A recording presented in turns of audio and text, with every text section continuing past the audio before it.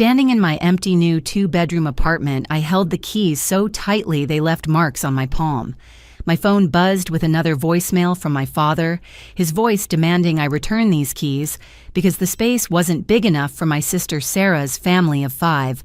I thought about the 3 jobs I'd worked for 5 years, every penny saved while Sarah partied through college. The phone rang again, and this time I answered. "If you don't do right by family, you're no daughter of mine," he threatened. I looked at my hard-earned keys, remembering all those nights sleeping on friends' couches just to save rent money. Sunday dinner at my parents' house was supposed to be a celebration of my new apartment. Instead, I walked into what looked like a moving day operation. Boxes lined the hallway, each labeled with Sarah's handwriting. My sister sat on the couch, her 3 kids running circles around the coffee table, while her husband Jake scrolled through his phone, probably checking sports scores again. Perfect timing, Annabel. My mother, Martha, said, not meeting my eyes as she folded clothes into another box. "We've been packing all morning." My stomach dropped. Packing for what? Sarah stood up, smoothing her designer dress that I knew cost more than my monthly grocery budget. "Mom and Dad told you about our situation, right? We need to be out by Friday." "What situation?"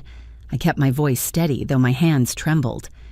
My father Gerald entered from the kitchen, his face already set in that expression that meant he'd made a decision for everyone. "Your sister's family needs a place to stay. Your new apartment has 2 bedrooms. The math is simple." "Dad, I just signed the lease. It's my apartment." Jake finally looked up from his phone. "Come on, Annabel, family helps family. Besides, it's just temporary until I get back on my feet." The same phrase he'd used 3 jobs ago, 4 gambling debts ago, 5 broken promises ago. How temporary? I asked, though I already knew there would be no real timeline. Sarah's youngest 4-year-old Tommy crashed into my legs. "Aunt Annie, Mommy says we're living with you now. Can I have the big room?" My mother bustled over, picking up Tommy. "See, the children are so excited. You wouldn't want to disappoint your nephews and niece, would you?" I looked around the room at the boxes, the expectant faces, the assumption that my dreams were less important than Sarah's poor choices. "When were you planning to ask me?" "We're asking now," Gerald said, his tone suggesting the conversation was already over. "No, you're telling me there's a difference." Sarah laughed, that tinkling sound she'd perfected to make everything seem less serious than it was. "Don't be dramatic, Annabel. It's not like you need all that space for just yourself." "I need the space because I paid for it, with money I earned working 3 jobs while you were posting beach photos from Cancun." "That's enough," Gerald's voice boomed. "I won't have you throwing past mistakes in your sister's face." Mistakes. As if accidentally buying the wrong milk was the same as blowing through a trust fund on vacations and shopping sprees. Martha pulled out a manila folder. "We've already worked everything out. Sarah and Jake can take the master bedroom, the children can share the second room, and you can sleep on the couch. It's actually perfect." "You planned where I'd sleep in my own apartment." My voice came out smaller than intended. "Just until they get their own place," Martha added quickly. "Your father even called your landlord to explain the situation." The room spun. "You called my landlord?" Gerald puffed out his chest. "Mr. Peterson was very understanding. Said he remembered what it was like to be young with a family. I told him Sarah and Jake would be model tenants." "You told him—" I couldn't finish the sentence. The keys in my pocket felt heavier. Jake stood up, stretching like this was all a minor inconvenience. "We should probably start loading the truck. Want to get moved in before traffic gets bad." "Nobody's moving into my apartment." The words came out stronger than I felt. The room went silent except for the children's continued playing. Sarah's face shifted from amused to annoyed. "Annabel, stop being selfish." "Selfish? I work doubles at the restaurant, overnight shifts at the warehouse, and weekend shifts at the coffee shop. I ate ramen for 2 years to save for the deposit. I've worn the same 3 pairs of shoes for 5 years because every dollar went to this dream. That's selfish." Gerald stepped forward. "What's selfish is having space you don't need while your sister's family faces homelessness. They're facing eviction because Jake gambled away their rent money. Again." I looked directly at my brother-in-law. How much did you lose this time? 5,010. Jake's face reddened. That's none of your business. It becomes my business when you expect to move into my apartment. Sarah grabbed her purse, pulling out her phone. You know what? I'm done begging. Mom, Dad, let's just go. If Annabel wants to leave her nephews and niece on the street, that's on her conscience. Martha's eyes filled with tears on cue. I never thought I'd see the day when one of my daughters would turn her back on family. Where did we go wrong, Gerald? The guilt trip expressed right on schedule. But something felt different this time. There was a desperation in their movements, a coordination to their attack. Show her the papers, Sarah said quietly. My father pulled out another document from his jacket. Your mother found your rental agreement in your old room. We needed your landlord's contact information for emergency purposes. I snatched the papers from his hands.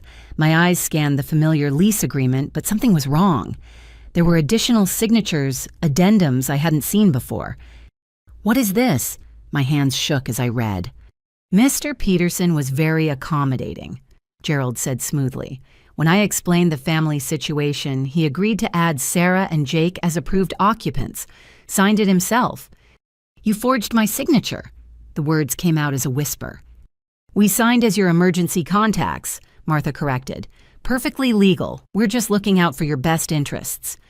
Sarah smiled victory, already gleaming in her eyes. So you see, Annabel, it's already done. Fighting this will just make you look petty. I stared at the forged documents, at my family's expectant faces, at the boxes ready to invade my sanctuary. 5 years of sacrifice, and they'd tried to steal it with a few pen strokes. Tommy tugged on my jeans. Aunt Annie, are you sad? Mommy said you might be sad at first, but you'll learn to share. Even the children had been coached. I put the papers in my purse and headed for the door. I need to go. Where are you going? Gerald demanded. We're not finished here. I turned back, looking at each of them.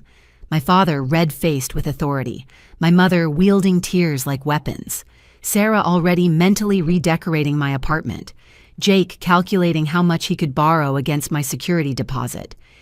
Yes, we are. If any of you show up at my apartment, I'm calling the police. You wouldn't dare, Sarah gasped. Try me.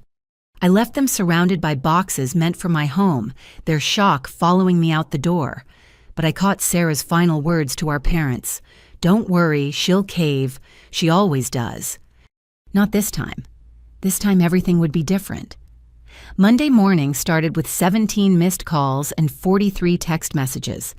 I'd turned off my phone Sunday night after leaving my parents' house, but the digital guilt trip had accumulated overnight, like snow on a windshield. My mother's voicemails ranged from tearful pleas about grandmother's love to sharp reminders about everything they'd done for me, each message carefully crafted to hit a different emotional pressure point. Annabel, sweetheart, I couldn't sleep last night thinking about little Mia asking why Aunt Annie doesn't want them to have a home. One message began. Another took a harsher approach. Your father is devastated. His blood pressure is through the roof.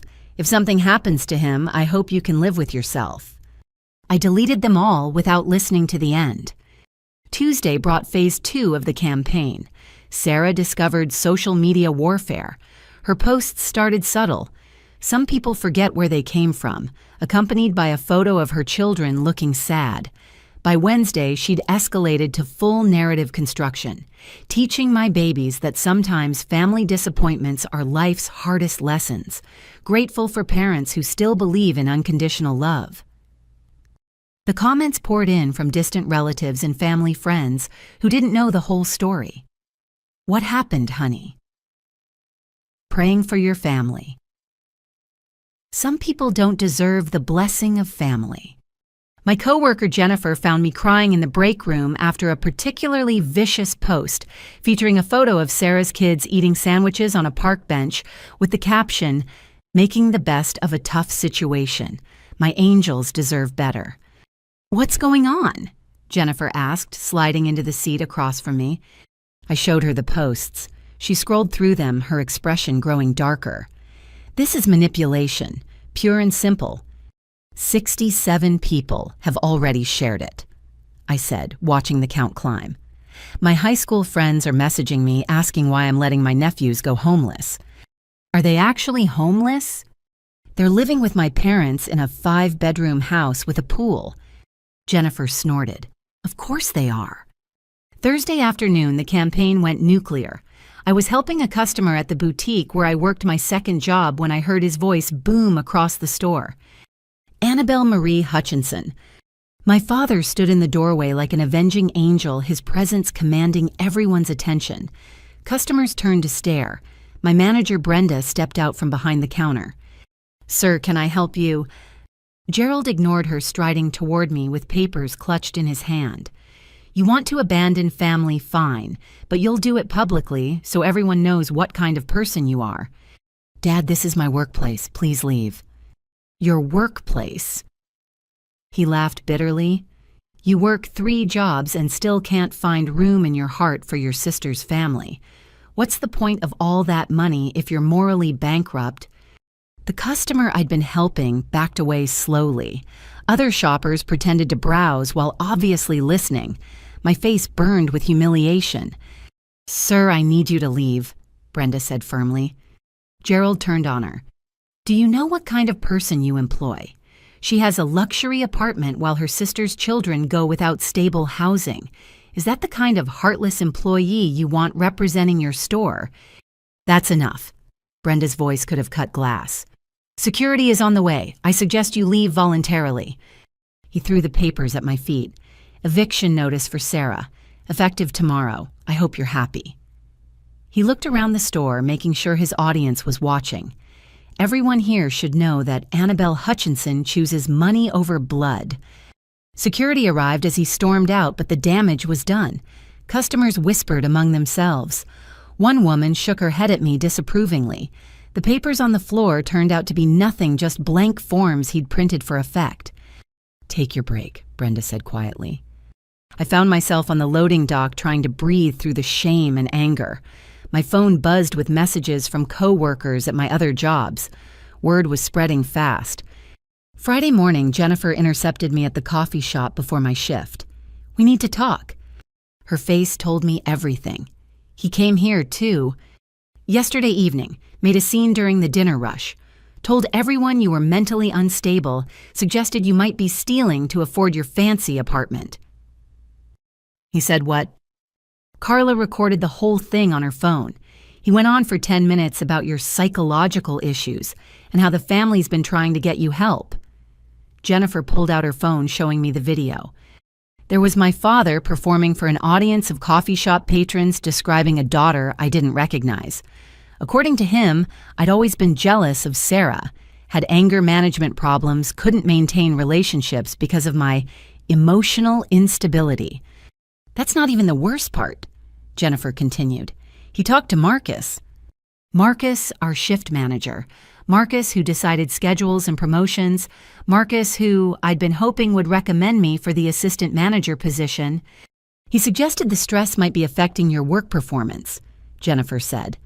"Mentioned he noticed you crying in your car last week." I had been crying in my car after watching Sarah's kids' birthday party photos on social media, remembering all the birthdays I'd missed while working to save for my apartment. Gerald had twisted even that private moment into evidence of instability. "Marcus wants to meet with you before your shift." The meeting was brief and brutal. While Marcus assured me my job was safe, he suggested I take some time to sort out personal matters. The subject of the assistant manager position never came up. We both knew it was off the table now. Saturday brought the relatives. Aunt Helen called during my morning shift at the warehouse. "Honey, I heard about the situation. Your mother is beside herself. Maybe you could compromise, let them stay just for a month." Uncle Terry texted during my afternoon break at the restaurant, "Your grandfather would be ashamed. He always said family comes first." Cousin Patricia left a voicemail during my evening shift at the boutique. "I know Sarah can be difficult, but those children don't deserve to suffer for adult problems." Each message carefully avoided mentioning Jake's gambling or Sarah's spending. In their version, I was the only villain in this story. Sunday arrived with an intervention disguised as a family brunch invitation from Aunt Helen. I declined claiming work. The truth was, I'd called in sick to all 3 jobs and spent the day in my apartment, sitting on the floor of my empty living room, wondering if standing my ground was worth losing everyone. My phone rang as the sun set. Brenda from the boutique. "I've been thinking about what happened Thursday," she began. "In 20 years of retail, I've seen a lot of family drama, but that was something else." "I'm so sorry. I never imagined he'd come to my workplace." "That's just it, Annabel. You didn't bring drama to work. He did. And from what I observed, his performance was just that, a performance." "What do you mean?" "I watched him before he came in. He sat in his car for 10 minutes, checking his phone, waiting until we had maximum customers. He chose his moment for maximum impact."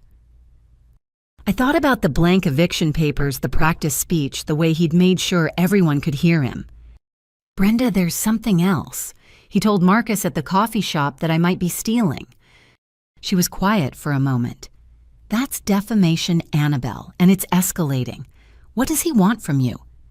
"He wants me to house my sister's family of 5 in my 2-bedroom apartment.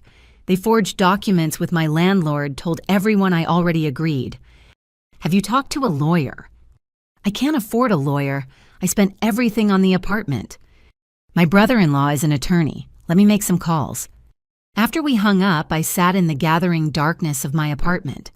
Tomorrow would bring new tactics, new guilt, new public humiliations. But something was shifting. Other people were seeing through the manipulation. I wasn't completely alone. My phone buzzed with one final message of the day, from Marcus at the coffee shop. "Hey, Annabel, found out some interesting stuff about your dad's visit. Call me when you can." For the first time all week, I felt something other than dread. Maybe Sarah was wrong. Maybe this time I wouldn't cave after all. Pastor Williams called Tuesday morning while I was restocking shelves at the warehouse. His voice carried that practiced concern that made you feel guilty before he even explained why he was calling. "Annabel, I'd like you to come in for a counseling session this evening. Your spiritual well-being is important to us." I hadn't attended Living Grace Church regularly since moving out of my parents' house, but they still considered me part of the flock. "Pastor Williams, I appreciate the concern, but I'm working until 9 tonight." "Your mother mentioned you might say that. This is important, child. Sometimes we need to prioritize our souls over our schedules." The mention of my mother set off alarm bells. "Did my parents ask you to call?" "They're concerned about you, as am I." 6 o'clock my office. "I'll keep the lights on if you're running late."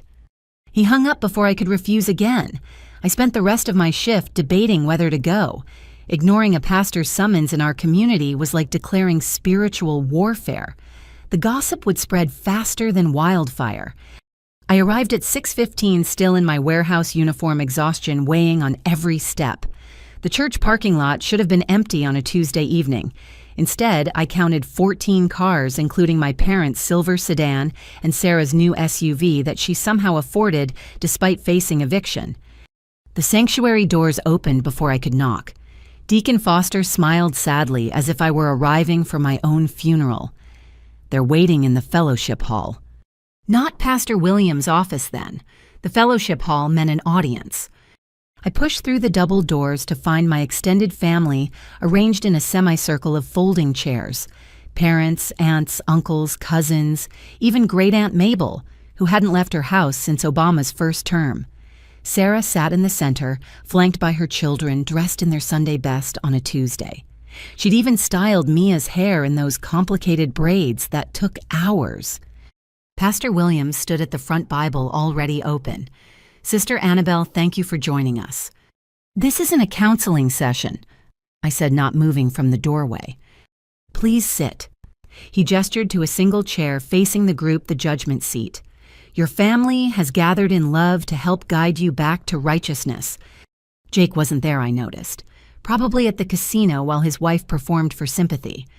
I remained standing. "I'm not sitting in that chair like I'm on trial." "Nobody's on trial," Aunt Helen said, clutching her pearls. "We're here because we love you." Love. I looked around the room. Where was this love when I was working 3 jobs, when I was sleeping in my car between shifts to save gas money? Dramatic as always, Sarah muttered loud enough for everyone to hear. Pastor Williams raised his hand for silence. Let us begin with prayer. They bowed their heads. I kept mine raised, watching them perform their piety. The prayer went on for minutes, asking God to soften my heart, to remove the spirit of selfishness, to restore me to the loving daughter they once knew. Amen, they chorused. Uncle Robert cleared his throat. Annabel, your mother tells us you've refused to help Sarah in her time of need. I refused to let 5 people move into my 2-bedroom apartment without my permission. The Bible says whoever has 2 tunics should share with him who has none, Cousin Patricia quoted. You have 2 bedrooms while your nephews face homelessness. They're not homeless. They're living with Mom and Dad. Sarah's middle child, 8-year-old Ethan, suddenly burst into tears. I don't want to be homeless. Why doesn't Aunt Annie love us anymore? The timing was too perfect. I saw Sarah's subtle hand squeeze before Ethan's performance began. See what you're doing to these children, my mother cried. They're traumatized. Pastor Williams opened his Bible. Let me read from 1 John. If anyone has material possessions and sees his brother in need, but has no pity on him, how can the love of God be in him? For 40 minutes, they took turns. Bible verses about selfishness, personal anecdotes about my childhood selfishness, mostly fabricated or wildly exaggerated. Testimonies about Sarah's struggles as a young mother, not one mention of Jake's gambling addiction or Sarah's spending habits. Great Aunt Mabel struggled to her feet, leaning heavily on her walker.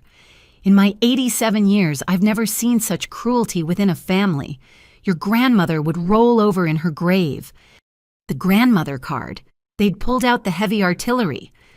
My grandmother, I said slowly, worked 2 jobs to buy her own house. She'd understand exactly why I won't let someone destroy what I've worked for. How dare you invoke Mother's memory to justify your selfishness? Gerald roared, jumping to his feet. That's when I noticed the envelope in Pastor Williams' hand. The church logo was visible through the paper, a donation envelope. Before we continue, the pastor said, the congregation has been moved by your family's situation. They've taken up a special collection. He held up the envelope thick with what must have been hundreds of dollars.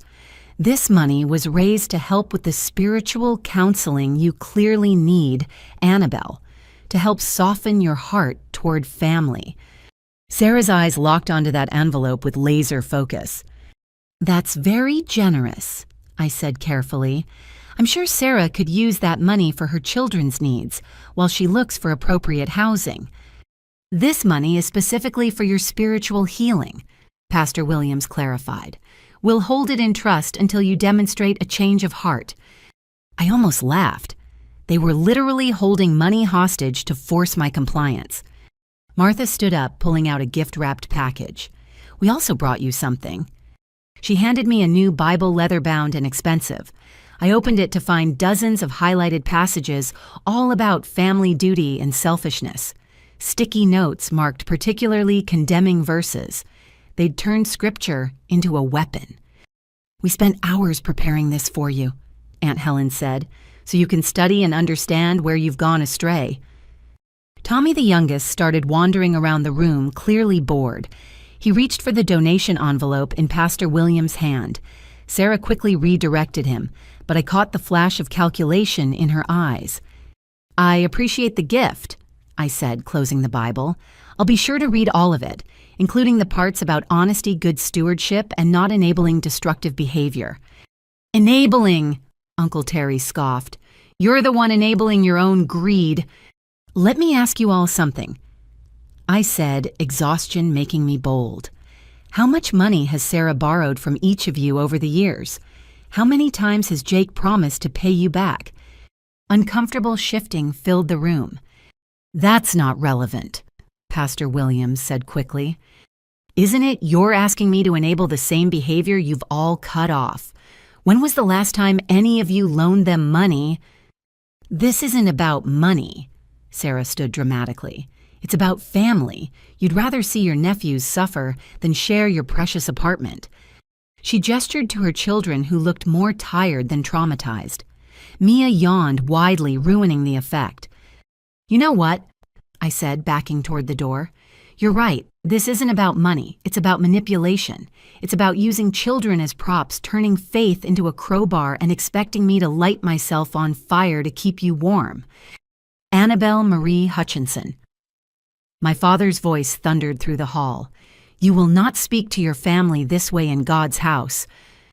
"Then I'll leave God's house." I tucked the weaponized Bible under my arm. "Thank you for making it clear that my worth to this family is measured only by what you can take from me. If you walk out that door, you're walking away from your family," Sarah threatened. I paused at the threshold. "Promise." The last thing I heard before the doors closed was Pastor Williams beginning another prayer for my wayward soul. But I caught something else, too, the sound of shuffling feet and rustling paper. Someone was already moving toward that donation envelope. In the parking lot, I sat in my car and flipped through the gifted Bible. There, tucked between pages, was a church bulletin. The announcement section mentioned a special collection taken up for a family in need within our congregation. The amount raised $2,000. I thought about going back, warning Pastor Williams, but then I remembered him holding that envelope like bait, using God's money to manipulate me. My phone buzzed. A text from Marcus at the coffee shop. "Security footage from your dad's visit is very interesting. He met with someone in the parking lot afterward, exchanged something. Call me." Then another from Brenda. "My brother-in-law, the lawyer, wants to meet with you. Free consultation. Says you have a case." As I drove away from Living Grace Church, I realized something. They thought they'd cornered me with guilt and God. Instead, they'd revealed their true selves. And apparently, I wasn't the only one starting to see through their holy charade. The call came at exactly 2:17 a.m. Wednesday morning, jarring me from the first decent sleep I'd had all week. My mother's contact photo illuminated the darkness, and for a split second, muscle memory almost made me ignore it. But the time made me answer. Nobody called at 2 a.m. unless someone was dying. "Annabel," my mother's voice cracked with hysteria. "It's Tommy. He's at St. Mary's Hospital. You need to come now." Ice flooded my veins. Whatever anger I held toward my family vanished in the face of a 4-year-old in danger. "What happened? Is he okay?" "Just come emergency room. He's been asking for you." The line went dead. I threw on yesterday's clothes, grabbed my keys, and drove those 16 miles in 11 minutes, running 2 red lights and praying no cops were watching. My mind raced through possibilities: accident, sudden illness, allergic reaction. Tommy had always been the fragile one, prone to ear infections and mysterious fevers. St. Mary's emergency room was surprisingly busy for a Wednesday night. I scanned the waiting area but didn't see my family. The triage nurse directed me to room 12 after checking her computer with a puzzled expression. I burst through the curtain to find Tommy sitting cross-legged on the hospital bed, still in his pajamas playing with a toy dinosaur. No IV, no monitors, no signs of distress. Sarah sat in the visitor's chair, scrolling through her phone, while my parents flanked the bed like sentinels. "What's the emergency?" I panted, adrenaline still coursing through me. Tommy looked up with bright, perfectly healthy eyes. "Aunt Annie, look, I got a new dinosaur from the gift shop." The relief of seeing him unharmed lasted exactly 3 seconds before rage took over. "He's fine. You called me at 2 in the morning because he's fine." "We needed to talk to you," Gerald said calmly, as if summoning someone with a fake medical emergency was perfectly reasonable. "Are you insane? I thought he was dying. I ran red lights." Sarah finally looked up from her phone. "Drama queen as always. We said he was at the hospital, not that he was dying. You said emergency room. Mom said he was asking for me." "He was asking for you." Martha defended. "He asked why Aunt Annie doesn't want us to live with her. It broke our hearts." I stared at them, genuinely wondering if I was hallucinating. "You faked a medical emergency to guilt trip me." "Nobody faked anything," Gerald said, pulling out a folder. "We're here for a real emergency, a family emergency. Sit down." "I'm not sitting anywhere. I'm leaving." I turned toward the curtain, but Sarah's next words stopped me cold. "Jake's lawyer says you have to take us in." I spun around. What lawyer? She smiled that predatory expression she'd perfected in high school when she'd spread rumors about girls she didn't like. The one who specializes in tenant law. Turns out when a family member is facing homelessness and another family member has adequate space, there are legal provisions. That's not a real law, isn't it? A man pushed through the curtain and I recognized him instantly. Carl Morrison, Jake's poker buddy, the one who'd been banned from 2 casinos for card counting. He wore an ill-fitting suit and carried a briefcase that had seen better days. Ms. Hutchinson, he said, formally producing business cards that still smelled like fresh ink. Carl Morrison, attorney at law. I specialize in family housing disputes. You're not a lawyer. You sell used cars. I passed the bar last month, he said proudly. Online program, your family is my first case. Gerald beamed like this was something to celebrate. Carl's been advising us on the legal aspects of our situation. The legal aspects of trying to steal my apartment. Carl opened his briefcase, revealing a stack of printed pages that looked suspiciously like Wikipedia articles. According to precedent in Smith versus Johnson, you just made that up. Family members have certain obligations during housing crises. Your sister's eviction constitutes such a crisis. Tommy had lost interest in the adult conversation and was making his dinosaur attack the blood pressure monitor. At least someone was having fun during this insane ambush. Even if any of that were true, which it's not, you'd need actual court documents, not whatever you printed at Kinko's. Sarah pulled out her phone. Oh, I have documents. I've been recording all our conversations. Every cruel thing you've said about not helping family. She hit play on a recording. My voice came through tinny but clear. Won't let you destroy worked for... But it was chopped up, edited. She'd spliced together pieces to remove context, making me sound heartless and unstable. I also have witnesses, she continued. Everyone at church heard you say you don't care if we're homeless. That's not what I said. That's what they heard, Gerald interjected. Perception is reality in court. Carl nodded sagely as if this was profound legal wisdom rather than corporate buzzword nonsense. My client has an excellent case. However, we're willing to settle out of court. Settle what there's no case? Just let them stay for 6 months, Martha pleaded. By then, Jake will have his new job sorted out and they'll move on. 6 months, Annabel. That's all. Jake's new job. I looked at my brother-in-law, who hadn't said a word yet. What new job? He shifted uncomfortably. Got some irons in the fire, big opportunities coming up. Gambling opportunities. See, Sarah thrust her phone at Carl. She's slandering him. That's defamation. Carl scribbled notes on a legal pad. Interesting. We could add a defamation claim. A nurse poked her head through the curtain, looking concerned. Is everything okay in here? We're getting complaints about the noise. We're fine, Gerald assured her. Just having a family discussion. She looked skeptical, but left. I wondered what she'd think if she knew they'd faked a medical emergency for Tommy.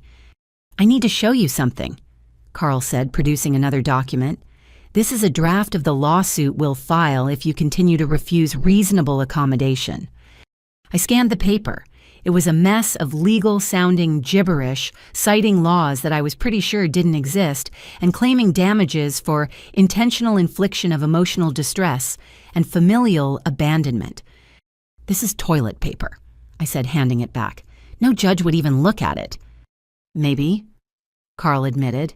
But defending against it would cost you thousands in legal fees. Can you afford that after spending everything on your apartment? There it was, the real threat. They couldn't win legally, but they could drain me financially by forcing me to fight their nonsense in court. Tommy yawned widely, reminding everyone that it was nearly 3 a.m.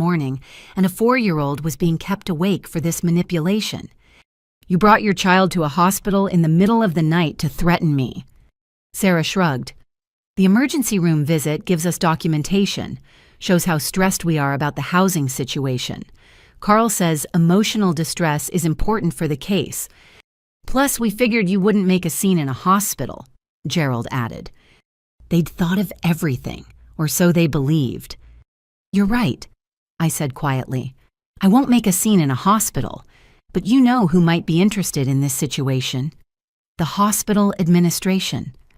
I wonder what they'd think about people using their emergency room for fake emergencies, wasting resources that could help actually sick children. Martha's face went pale. You wouldn't. I also wonder what the Bar Association would think about Carl's creative interpretation of laws. First case, and already committing fraud. Carl's confident expression wavered. Now let's not be hasty. And those edited recordings, Sarah Pretty, sure that's illegal. What's it called, Carl? In your vast legal expertise. He mumbled something about wiretapping laws and context. Here's what's going to happen. I said, finding strength I didn't know I had. You're going to take Tommy home and let him sleep. You're going to stop harassing me at work, at church, and at hospitals. And Carl here is going to remember that impersonating a real lawyer when you got your degree from an online diploma mill is a crime. I am a real lawyer, Carl protested. Then act like one. Sarah stood up, gathering Tommy into her arms. This isn't over. We know where you live, what you drive, where you work. We'll make your life hell until you give in. Sarah, Martha scolded, don't threaten your sister. But the mask had slipped. They all saw it, the real Sarah beneath the desperate mother act. Actually, please do keep threatening me, I said, pulling out my phone. I've been recording too, every word since I realized this was an ambush. Unlike yours, mine isn't edited. The silence in that little emergency room was deafening. Gerald recovered first, blustering about privacy laws, but Carl had gone pale. He knew real legal consequences when he saw them.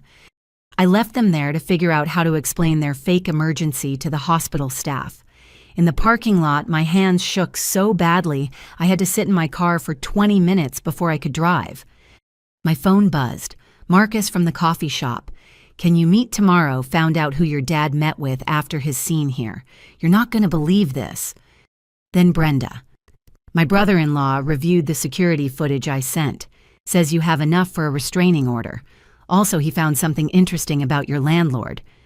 As I drove home in the pre-dawn darkness, I realized something had shifted tonight. They'd overplayed their hand with the fake emergency. The masks were slipping. The truth was starting to surface. But if I thought they'd reached their lowest point, I was wrong. Rock bottom, it turned out, still had several floors. Thursday morning arrived with an inbox full of concern. 23 emails from coworkers across all 3 jobs, each one some variation of, "Are you okay?" and "Your family seems really worried about you." The campaign had shifted into overdrive. At the warehouse, I found my supervisor, Phil, waiting by my locker, his expression grim. "Annabel, we need to talk." My stomach dropped. About, "Your father called corporate yesterday. Said you've been stealing merchandise to furnish your new apartment." What? The word came out as a whisper. Phil held up his hand. "I don't believe it. You've worked here for 4 years without a single incident, but corporate requires me to investigate any allegations. This is insane. I've never taken so much as a paperclip." "I know, but I need to search your locker. Protocol." I opened it immediately, revealing nothing but my lunch, a change of clothes and photos of my empty apartment that I'd taped inside the door, my motivation during long shifts. Phil made a show of checking everything, then nodded. "We'll also need to review security footage from the past month. You'll be on paid administrative leave until it's cleared up." "Phil, I need this job. You know I work 3 jobs just to survive." His expression softened, which is why I'm fast-tracking the investigation. But Annabel, your father, also called OSHA claiming unsafe working conditions, and the Department of Labor about wage violations. It's like he's trying to shut us down. The revelation hit me like a physical blow. He wasn't just targeting me anymore, he was going after my employers. I drove to the coffee shop in a daze, arriving to find the morning rush in full chaos. Jennifer grabbed me before I could clock in. "Emergency staff meeting now." The break room was packed, my co-workers looking confused and worried. Marcus stood at the front, his usual easygoing demeanor replaced by something harder. "Someone has been leaving fake reviews for us online," he began. 47 one-star reviews in the past 3 days, all claiming food poisoning, racist staff, and health code violations. He pulled up his tablet, showing us the reviews. The writing style was unmistakably Sarah's dramatic, slightly pompous, with her signature overuse of exclamation points. They're using different names, but the IP addresses are all from the same neighborhood. Anyone want to guess which neighborhood? Everyone turned to look at me.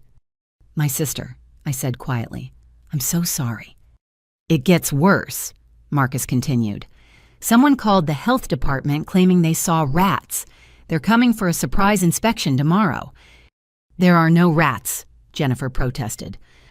Of course not, but an inspection during morning rush will kill our business. Marcus looked directly at me. Your family is trying to destroy our livelihood to get to you. The guilt threatened to crush me. I'll quit. If I leave, they'll stop. Like hell, Marcus said firmly. We don't negotiate with terrorists even if they're related to our employees. But Annabel, I need you to see something. He led me to his office and pulled up security footage from Gerald's visit. There was my father making his scene about my mental health, but Marcus fast-forwarded to afterward showing Gerald in the parking lot meeting with someone. Recognize him. I leaned closer. That's Dale Morrison. He owns the pawn shop on 5th Street. And he's Carl Morrison's father, the fake lawyer from the hospital. The pieces clicked together. They're planning something. Already did it. Dale called this morning claiming you pawned stolen coffee equipment at his shop, wanted to do the right thing and return it. That's impossible. I've never even been in his shop. I know, but he has receipts with your forged signature and fuzzy security footage of someone your height and build. Marcus paused. Your family isn't just trying to guilt you anymore. They're trying to frame you. My phone buzzed. Brenda from the boutique. Don't come in today, I'll explain later. I have to go, I told Marcus. Annabel, wait. My cousin is a private investigator, former cop. He owes me a favor. I can't afford a private investigator. You can't afford not to have one. They're escalating. This isn't about your apartment anymore. They're trying to destroy your entire life. I drove to the boutique even though Brenda had warned me off. I needed to know how bad it was. I found her outside intercepting customers at the door. I told you not to come, she said, but her voice was gentle. What happened? She sighed. Your mother and sister staged a scene this morning. Your mother pretended to faint while your sister accused you of stealing from the register to pay for your apartment. In front of customers, in front of the regional manager, she was here for a routine visit. Brenda's expression was pained. Annabel, I have to put you on suspension, just until this is sorted out. Brenda, I know, everyone knows, but corporate has procedures. Your sister filed a formal complaint with pictures. Pictures of what? Brenda showed me her phone. There were photos of me at the register carefully cropped and angled to look suspicious. One showed me putting something in my pocket, my phone. Another showed me with cash in my hand making change. Without context, they looked damning. She must have been taking these for weeks, I breathed. Planning this for a while, I'd guess. But here's the interesting part. My brother-in-law, the lawyer, he did some digging on your landlord's situation. She handed me a folder. Your parents didn't just forge your signature on apartment addendums. They've been impersonating you for months. Inside were credit applications, utility accounts, even a car lease, all in my name, all with signatures that weren't mine. The dates went back to before I'd even found my apartment. This wasn't about housing Sarah, I said slowly. This was always about destroying me if I didn't comply. My brother-in-law wants to meet with you today. This is criminal identity theft, Annabel. Your family has crossed way over the line. My phone rang, Phil from the warehouse. Annabel, we reviewed the security footage. You're clear, obviously, but there's something you should see. Can you come back? I'll be right there. At the warehouse, Phil led me to the security office. Watch this from 2 weeks ago. The footage showed the employee parking lot at night. A figure approached my car, did something to the lock, then entered. They were inside for maybe 5 minutes before leaving. Now watch their hands when they come out. The figure, impossible to identify in the darkness, was carrying something. Papers. I had registration documents in there. Insurance info, I said. With your personal information, address, signature samples. Phil fast-forwarded to another date. They came back 3 more times, always late at night. Always took photos or documents. Why didn't security notice? They used an employee access code. Your father still had his visitor badge information from when he legitimate visited 6 months ago for your birthday lunch. My birthday lunch. When I'd been stupid enough to think we could have one normal family interaction. He'd been casing my workplace even then. There's more, Phil continued. We checked the other cameras. Someone matching your sister's description has been photographing employee schedules, delivery manifests, anything with your name on it. For how long? At least 6 weeks, long before the apartment situation. My phone buzzed with a text from an unknown number, a photo of my apartment door taken from the hallway. No message, just the image. Then another, my car in the coffee shop parking lot. Another, me through the boutique window from that morning. The messages kept coming. Photos of me at different locations, different times, all recent. They were watching me, documenting my movements. The final message wasn't a photo, just words, "You can't run from family." I need to go to the police, I said. Phil nodded. I'll write up everything we found for your report. Annabel, whoever in your family is doing this, they're not well. This is stalking. I sat in my car in the warehouse parking lot staring at the photos. They'd been following me, planning this for weeks. The apartment wasn't the trigger. It was just the excuse they'd been waiting for. Marcus called. My cousin, the PI, wants the photos they sent. He says this establishes a pattern of harassment. Also, he ran the names you gave him. Carl Morrison. Not a lawyer. Failed the bar exam 4 times. His license to practice is fake. Can we prove it? Already did. My cousin has connections at the Bar Association. They're very interested in someone practicing law without a license. A small victory, but I'd take it. My phone rang. Jennifer. Don't come back to the coffee shop today. Your mom's been sitting outside for 2 hours with a sign. A sign says, my daughter chose money over family. She's telling everyone who'll listen that you're mentally ill and off your medication. I'm not on medication. I know, but she's convincing. She's got tears and everything. A customer gave her $20. I laughed. I couldn't help it. The absurdity of it all, my mother panhandling outside my workplace with lies about my mental health, while my father committed identity theft and my sister stalked me with a camera. Annabel, you okay? No, I admitted. But I'm starting to understand. This isn't about my apartment, this is about control, and they're losing it. After I hung up, I noticed something in one of the stalking photos. In the background of the coffee shop parking lot, shot barely visible, a blue sedan with someone sitting inside. I zoomed in. Uncle Robert, my mother's brother, the one who'd been at the church intervention. They had the whole family involved. A network of stalkers, saboteurs, and spies, all united in destroying my life because I dared to say no. But they'd made a crucial mistake. They'd left evidence, lots of it. And for the first time since this started, I wasn't just defending myself. I was ready to fight back. Friday the 13th seemed like an appropriate date for my financial world to implode.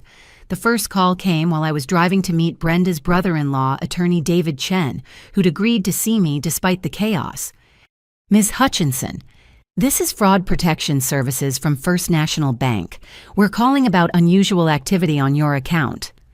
I pulled over, hazard lights flashing. What kind of unusual activity? Multiple overdraft attempts from various merchants. Did you authorize a payment of $8,000 to Lucky Strike Casino? $8,000. I don't have $8,000. The transaction was declined due to insufficient funds. However, we show 17 other attempted transactions totaling over $32,000 in the past hour. My hands shook as I gripped the phone. I didn't authorize any of those. We're freezing your account immediately. You'll need to come to a branch with identification to sort this out. Wait, if my account is frozen, how do I... The representative had already hung up. My phone immediately rang again. Different number. Is this Annabel Hutchinson? This is Collections Department from Platinum Credit. Your account is severely past due. I don't have a Platinum credit card. Ma'am, you opened this account 6 weeks ago. You've maxed out the $20,000 limit and haven't made a single payment. 6 weeks ago, right when Phil said the break-ins to my car started. This is fraud. I never opened that account. That's what they all say, ma'am. We'll be pursuing legal action. By the time I reached Attorney Chen's office, I'd received 11 more calls. Credit cards I'd never heard of. Personal loans from predatory lenders. Even a boat loan because apparently I decided to buy a 40-foot yacht while living on ramen noodles. David Chen looked like he'd stepped out of a legal drama sharp suit, sharper mind, and an expression that suggested he'd seen everything. His assistant had me wait 20 minutes while he finished another call, giving me time to field 6 more creditor calls. Ms. Hutchinson. He finally called me in. Brenda filled me in on the basics, but I have a feeling the situation has escalated since yesterday. I showed him my phone. 43 missed calls from various creditors since 9 a.m. He listened without interrupting as I explained everything. The identity theft, the workplace sabotage, the stalking photos. His expression grew increasingly grim as I showed him the evidence. Your family has declared war, he said finally. This goes far beyond simple harassment. Can you help? I can, but first we need to document everything. Have you filed a police report?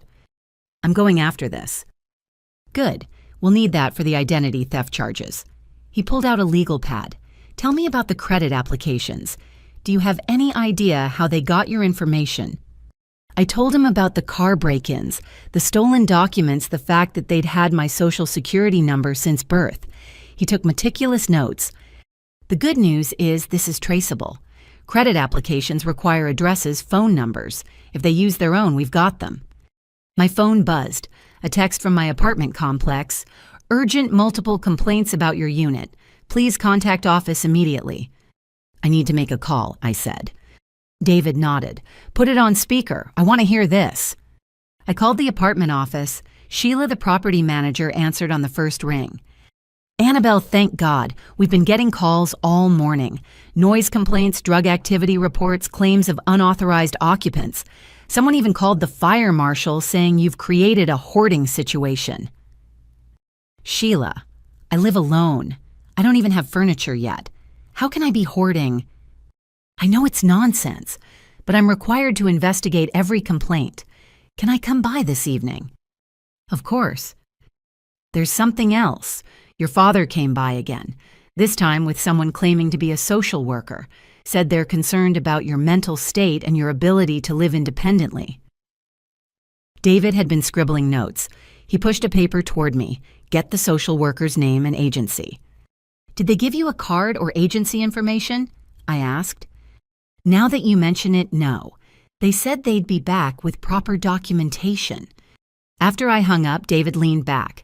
Impersonating a social worker is a federal crime. Your family is racking up quite a list. My phone rang again. This time it was my bank. Ms. Hutchinson, I'm calling from the mortgage department.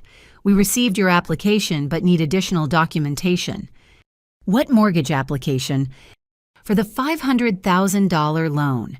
Using your new apartment as collateral. I nearly dropped the phone. I'm renting. I don't own the apartment. How could I use it as collateral? Confused silence. We have a deed here with your signature. That's impossible. David gestured for the phone. This is Attorney David Chen representing Ms. Hutchinson. Please freeze that application immediately and preserve all documentation. We'll be filing fraud charges. The bank representative's tone changed instantly. Of course, sir. We'll flag the account and alert our fraud department. After he hung up, David looked at me with something like awe. They tried to forge a property deed. That's ambitious and incredibly stupid. They're desperate, I said. But why go to these lengths over an apartment? This isn't about the apartment anymore. Maybe it never was. He pulled up something on his computer. When someone goes to these extremes, identity theft, stalking, property fraud, it's about total control or total destruction. But I'm their daughter, their sister, which gives them emotional leverage and personal information most criminals would kill for. He turned his screen toward me. I did some quick research while you were waiting. Your sister Sarah, has she ever been arrested? Not that I know of. Well, Sarah Hutchinson of your parents' address has been named in 3 civil suits, all involving money or property that wasn't hers. My jaw dropped. What? 2 former roommates and an ex-boyfriend. All claimed she stole from them or took out credit in their names. All cases were settled out of court. How did I not know about this? Because your parents probably paid to keep it quiet, but court records are public. He pulled up another screen. Your brother-in-law, Jake, has quite a record too. Bounced checks, credit fraud, 2 bankruptcies. 3 bankruptcies, I corrected. He filed again last month. There's no record of a recent bankruptcy. I showed him the eviction notice Gerald had thrown at me in the boutique. David studied it, then started laughing. What's funny, this is fake. The case number, the format, even the judge's name, all fabricated. There is no eviction. Your sister and Jake aren't losing their home. The room spun. They lied about needing housing. They lied about everything. He pulled up property records. Your parents' house, where they're living, it has a basement apartment, fully furnished, separate entrance. Been rented out until 2 months ago when the tenants moved out. 2 months ago, right when this all started. They could have moved Sarah's family there any time. This was never about needing your apartment. My phone had been buzzing constantly. More creditors, more threats. Each call, another piece of my life being systematically destroyed. What do I do? I asked, hearing the desperation in my own voice. First, we file police reports. Identity theft, fraud, harassment, stalking. Then we freeze your credit dispute, every false account. We'll need a forensic accountant to untangle the financial mess. I can't afford all that. You can't afford not to. But here's the thing, your family has assets. That house, your father's business. When we prove they did this, you can sue for damages. Sue my family. They're criminals, Annabel. They just happen to share your DNA. Another text came through. This time, it was a selfie of Sarah standing outside my apartment door with a locksmith. The caption, "Fixing your mistake." I showed David. He immediately called someone. Get a unit to Riverside Apartments Building C. Attempted breaking and entering in progress. You have cops on speed dial. Benefits of being a former prosecutor. That photo is evidence of a crime in progress. She just convicted herself. As if on cue, my phone rang. Unknown number. Don't answer, David advised, but I was tired of running. Hello. You think you're so smart. Sarah's voice was shrill.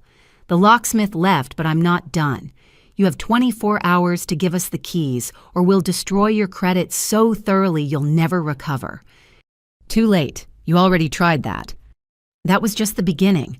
Wait until Mom's friends at the bank start processing those loan applications. Did you know she worked there for 15 years? Still has friends in high places. David was recording everything on his phone. He gave me a thumbs up to keep her talking. Why, Sarah, why are you doing this? Because you think you're better than us. Always have. Working your little jobs, saving your money, making us look bad. Do you know how embarrassing it is when people ask why my little sister has her life together while I'm stuck in Mom and Dad's basement? There it was, the truth finally spilling out. So you decided to destroy my life. I decided to take what should have been mine. I'm the oldest.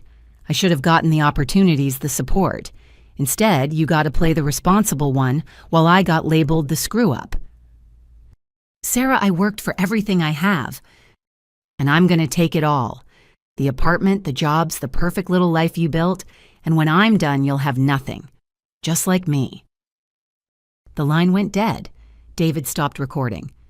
That was illuminating, he said, and incredibly helpful for our case. She sounds unhinged. She sounds like someone who's been planning this for a very long time. He pulled out a business card. "This is a colleague who specializes in financial fraud recovery. Call her immediately. And this," another card, "is a security specialist, former military. Your family is escalating and that concerns me." You think they'd physically hurt me? I think desperate people do desperate things, and your sister just confessed to a campaign of deliberate destruction. That's not normal sibling rivalry. As I left his office, my phone showed 97 missed calls, each one another piece of my financial life under attack. But I also had something I didn't have before: a plan to fight back. And apparently, Sarah had just given me the best weapon of all: her confession. Saturday morning arrived with an unsettling quiet. No calls from creditors, no texts with stalking photos, no family members creating scenes at my workplaces. The silence felt more ominous than the chaos. I'd spent Friday night at a hotel on David Chen's advice, paying cash and registering under a fake name like some kind of fugitive. The security specialist he'd recommended couldn't see me until Monday, so I was on my own for the weekend. My apartment complex parking lot looked normal when I arrived at 8 a.m. A few neighbors walking dogs, someone loading groceries, the maintenance guy trimming hedges. I'd been gone less than 48 hours, but it felt like returning from a war zone. The first sign something was wrong came at my door. The handle turned too easily, no resistance from the lock I'd secured Thursday night. My heart hammered as I pushed the door open. The violation hit me in waves. My furniture, what little I had, was rearranged. My couch pushed against the far wall, my coffee table in the kitchen, my bookshelf emptied belongings scattered across the floor. But nothing seemed stolen. On my refrigerator, held by magnets I didn't own, were children's drawings. Stick figures labeled "Our New Home" in Tommy's shaky handwriting. Mia's princesses taking up residence in Aunt Annie's castle. Ethan's robots defending our family house. They'd brought the children here, used them as props in their invasion. My bedroom was worse. Sarah's clothes hung in my closet. Jake's shoes lined up on my floor. Their toiletries occupied my bathroom like an invading army claiming territory. My own belongings were piled in the corner, dismissed as irrelevant. But it was the master bathroom that made me call the police immediately. Written on my mirror in Sarah's lipstick, "Home sweet home, get used to it." Officer Patricia Ruiz arrived within 20 minutes, took one look at the scene, and called for additional units.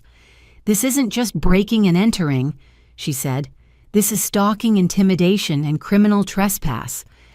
While she photographed everything, I discovered more violations. My important documents, birth certificate, Social Security card, tax returns, were missing from my filing cabinet. My laptop was gone along with my backup drives containing 5 years of financial records. They took everything that proves my identity or financial history, I told Officer Ruiz. "Making it harder for you to fight the identity theft," she concluded. "These people know what they're doing." My phone rang. Sheila from the apartment office. "Annabel, I'm reviewing security footage from last night. You need to see this." I met her in the office, Officer Ruiz accompanying me. The footage was damning. Thursday night, Sarah and my mother arriving with Jake and the children. Sarah producing a key, my spare, I'd hidden under a fake rock, which they'd somehow found. "That's not the worst part," Sheila said, fast-forwarding. Friday afternoon, my father arrived with 2 men in coveralls and a truck. They carried in boxes, furniture, what looked like an entire household worth of belongings. "They're moving in while you're gone," Officer Ruiz stated the obvious. But Sheila fast-forwarded again. "Watch this." Friday night, Sarah returned alone carrying my laptop bag.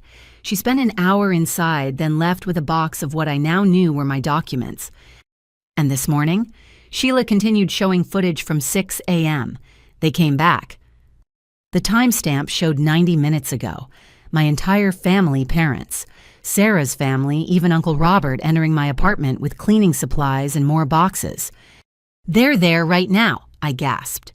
Officer Ruiz called for backup. "We're going to catch them in the act." Within minutes, 4 patrol cars filled the parking lot. Neighbors emerged to watch the drama unfold. Officer Ruiz stationed units at both exits, then led the approach to my apartment. Through the door, we could hear voices. My mother saying something about paint colors, Sarah laughing about finally having space, the sound of furniture being moved. Officer Ruiz knocked. "Police, open the door." The voices inside went silent, then scrambling urgent whispers what sounded like people running. "Police, open up now." My father opened the door, trying for authoritative but achieving panicked. "Officers, there's been a misunderstanding. This is my daughter's apartment." "Which daughter?" Officer Ruiz asked, knowing the answer. "Both daughters. It's a family arrangement." I stepped into view. "No, it's not." Gerald's face cycled through emotions: surprise, anger, calculation. Behind him, I could see Sarah shoving something into a garbage bag. My mother stood frozen by my kitchen counter where she'd been unpacking dishes I didn't recognize. "Everyone out," Officer Ruiz commanded. "This is a crime scene." "Crime scene." Martha clutched her chest. "We're family." "Family doesn't break into each other's homes," another officer said, already photographing the scene. Jake emerged from my bedroom carrying Tommy, trying to use the child as a shield against consequences. "You're going to arrest us in front of the kids." "You committed crimes in front of the kids," Officer Ruiz countered. "Everyone outside, now." They filed out like scolded children, Sarah still clutching the garbage bag until an officer took it from her. Inside were my financial documents, my passport, even my high school diploma. She was trying to steal more documents. I told Officer Ruiz. Uncle Robert tried to slip away but was stopped. "I didn't know," he stammered. "They said Annabel gave them permission." "Did you think she gave permission to steal her identity too?" Officer Ruiz asked. "We know about the credit fraud, the stalking, all of it." The children looked confused and scared. Despite everything, I felt sorry for them. They didn't ask to have criminals for parents. "What's happening?" Mia asked, tears starting. "Your parents made bad choices," I said gently. "This isn't your fault." Sarah's mask finally cracked completely. "You bitch! You're traumatizing my children." "You traumatize them by making them accomplices to your crimes," Officer Ruiz said. "Ma'am, you're under arrest for breaking and entering theft and criminal trespass." As they cuffed Sarah, she screamed obscenities that made the neighbors gasp. Jake tried to run but didn't get far. My parents weren't arrested but were warned they could be charged as accessories. "This is a family matter," Gerald shouted as police led Sarah away. "We don't involve outsiders in family matters." "You involved the police the moment you committed crimes," Officer Ruiz told him. She turned to me. "We'll need you to do a full inventory of what's missing and what they brought in." The apartment was a disaster. They'd been trying to establish residency mail forwarded to my address utilities, being switched to their names, even a fake lease agreement on my kitchen counter with forged signatures.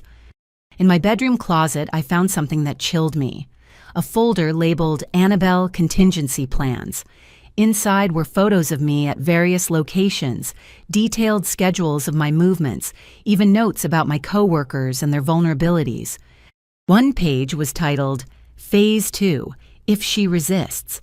The list included psychiatric hold documentation, power of attorney papers, conservatorship applications, life insurance policies with Sarah as beneficiary.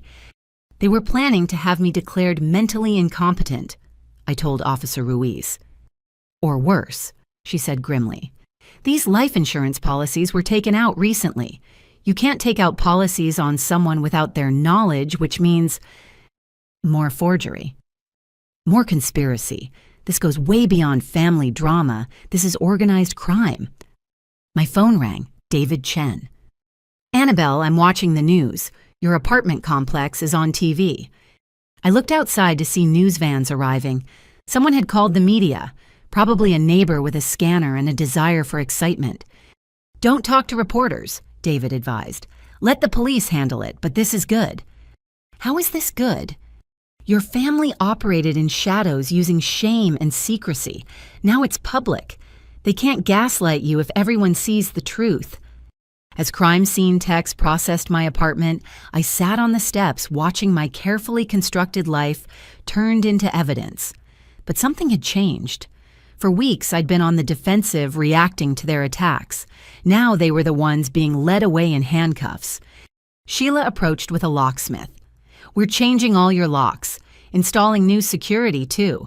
On the house, this happened on our watch." They had a key. "They won't anymore. We're also banning them from the property. They come back, they're trespassing." Small victories, but I'd take them. That evening, after hours of giving statements and cataloging crimes, I stood in my ransacked apartment. They'd tried to steal my home, my identity, my sanity. They'd almost succeeded. But almost wasn't enough. And now I had something they never expected: evidence of their conspiracy, public exposure of their crimes, and a growing team of people who believed me. My phone buzzed, a text from an unknown number. I expected another threat, but instead found, "Annabel, this is Emily, Sarah's daughter. I need to tell you something about what Mom's been planning. Can we talk?" The 12-year-old who'd been trained to lie for her mother wanted to talk. The tide wasn't just turning, it was becoming a tsunami. Monday morning found me in the law offices of Chen Waldman and Associates, surrounded by more legal firepower than I'd ever imagined needing. David Chen had assembled what he called the team, a financial crimes specialist, a family law expert, and Patricia Grayson, a former prosecutor who'd handled organized crime cases. "Your family ran a criminal enterprise," Patricia said, spreading out documents across the conference table. "This level of coordination, planning, and execution, I've seen mob families with less organization." The evidence was staggering. 43 fraudulent credit applications, 16 forged documents, 800 photos documenting stalking, bank records showing mysterious deposits into Sarah and Jake's accounts, corresponding to cash withdrawals from elderly relatives they'd helped with errands. "They've been running scams for years," the financial specialist Marcus Webb explained. "Your apartment situation just pushed them to target you directly." "But first," David interrupted, "we need to deal with immediate threats. Sarah made bail yesterday." My blood ran cold. "Already? Your parents put up their house. But here's the interesting part: the bail bondsman called me. Seems Gerald tried to use your name as a co-signer." "Of course he did." Patricia pulled out her phone.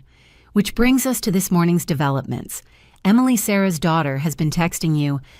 I showed them the messages. Emily had sent detailed information about her mother's plans, including screenshots of Sarah's messages to someone named UV about making Annabel disappear and permanent solutions. "We need to get those children into protective custody," the family law expert said. "They're witnesses to crimes and potentially in danger." "Can we trust a 12-year-old?" I asked. "Her information has been accurate so far," Patricia said. "She told you about the psychiatric hold plans, which we've confirmed. 3 different doctors received consultation requests about you last week, all traced back to your mother." The conference room door opened. David's assistant escorted in a woman I recognized but couldn't place. "This is Maria Gonzalez," David introduced. "She used to work with your mother at First National Bank." Maria looked nervous but determined. "Martha Hutchinson trained me 15 years ago. She was like a second mother. But what she's doing now, I had to come forward." She produced a flash drive. "Martha's been accessing the bank's systems using old employee credentials that were never deactivated. She's been pulling credit reports, creating false documentation, even attempting to transfer funds." "That's federal banking fraud," Patricia breathed. "That's serious prison time." "It gets worse," Maria continued. "She had me process a loan application last month, said it was for Annabel, that you were too proud to ask for help. I thought I was doing something kind." "What kind of loan?" "Home equity on your apartment." "I don't own my apartment." "According to the documents Martha provided, you did. Forged deed, fake insurance, everything. If I hadn't gotten suspicious and double-checked, you stopped it and reported it. The FBI has been investigating for 2 weeks. They called me Friday after the arrests." The FBI. My family drama had attracted federal attention. Patricia's phone rang. She stepped out, returning with a grim expression. "We have a problem. Sarah's out on bail and she's already violating the restraining order. She's at your warehouse job with a news crew." "What?" David turned on the conference room TV, finding a local news channel. There was Sarah, looking polished and victim-like, standing outside the warehouse where I'd worked for 4 years. "Just want my sister to get the help she needs," she was saying. "Mental illness runs in our family, and Annabel has always struggled.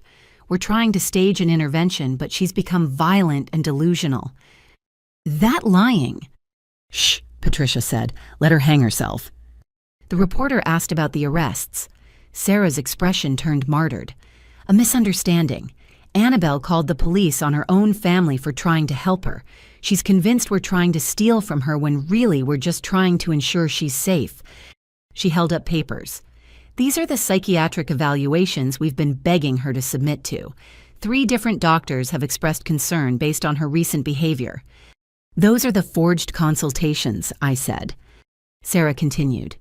"We're especially worried because Annabel has access to weapons through her warehouse job. Box cutters, industrial equipment. In her current state, she's trying to get me fired and committed." I realized. David was already on the phone with the warehouse. Patricia called her media contacts. The family law expert began drafting emergency motions. "We need to go on offense," Patricia announced. "They're controlling the narrative." Within an hour, we'd filed criminal complaints for harassment and restraining order violations, defamation lawsuits against Sarah and Gerald, emergency custody petitions for Sarah's children, FBI reports for the interstate financial crimes, bar complaints against fake lawyer Carl Morrison. "Now," Patricia said with a predatory smile, "we hold our own press conference." "I don't want to be on TV." "You don't have to be, but the truth needs to be." That afternoon, Patricia stood before cameras outside the courthouse. She didn't mention me by name, instead focusing on the broader pattern of elder abuse, identity theft, and financial exploitation the investigation had uncovered. "Multiple families have come forward." She announced, which was true. David's team had found 3 other victims of Sarah and Jake's scams. "This is not a family dispute. This is organized crime hiding behind blood relations." She displayed redacted versions of the forged documents, the stalking photos, the fraudulent credit applications. The story shifted from "woman refuses to help family" to "criminal family targets their own." My phone buzzed constantly. Co-workers expressing shock, friends offering support, even distant relatives choosing sides. Uncle Robert had flipped completely, providing evidence of family financial crimes going back a decade. "Your grandmother left you money," he told me during a recorded interview at David's office. $50,000. Your parents told you she didn't have anything right. I nodded, speechless. "They took it, said they'd invest it for you until you were ready. Sarah got a new car that year. Jake paid off gambling debts." "You knew." "I suspected, but Martha's my sister, and I'm sorry, Annabel. I should have spoken up years ago." By evening, the battle lines were drawn.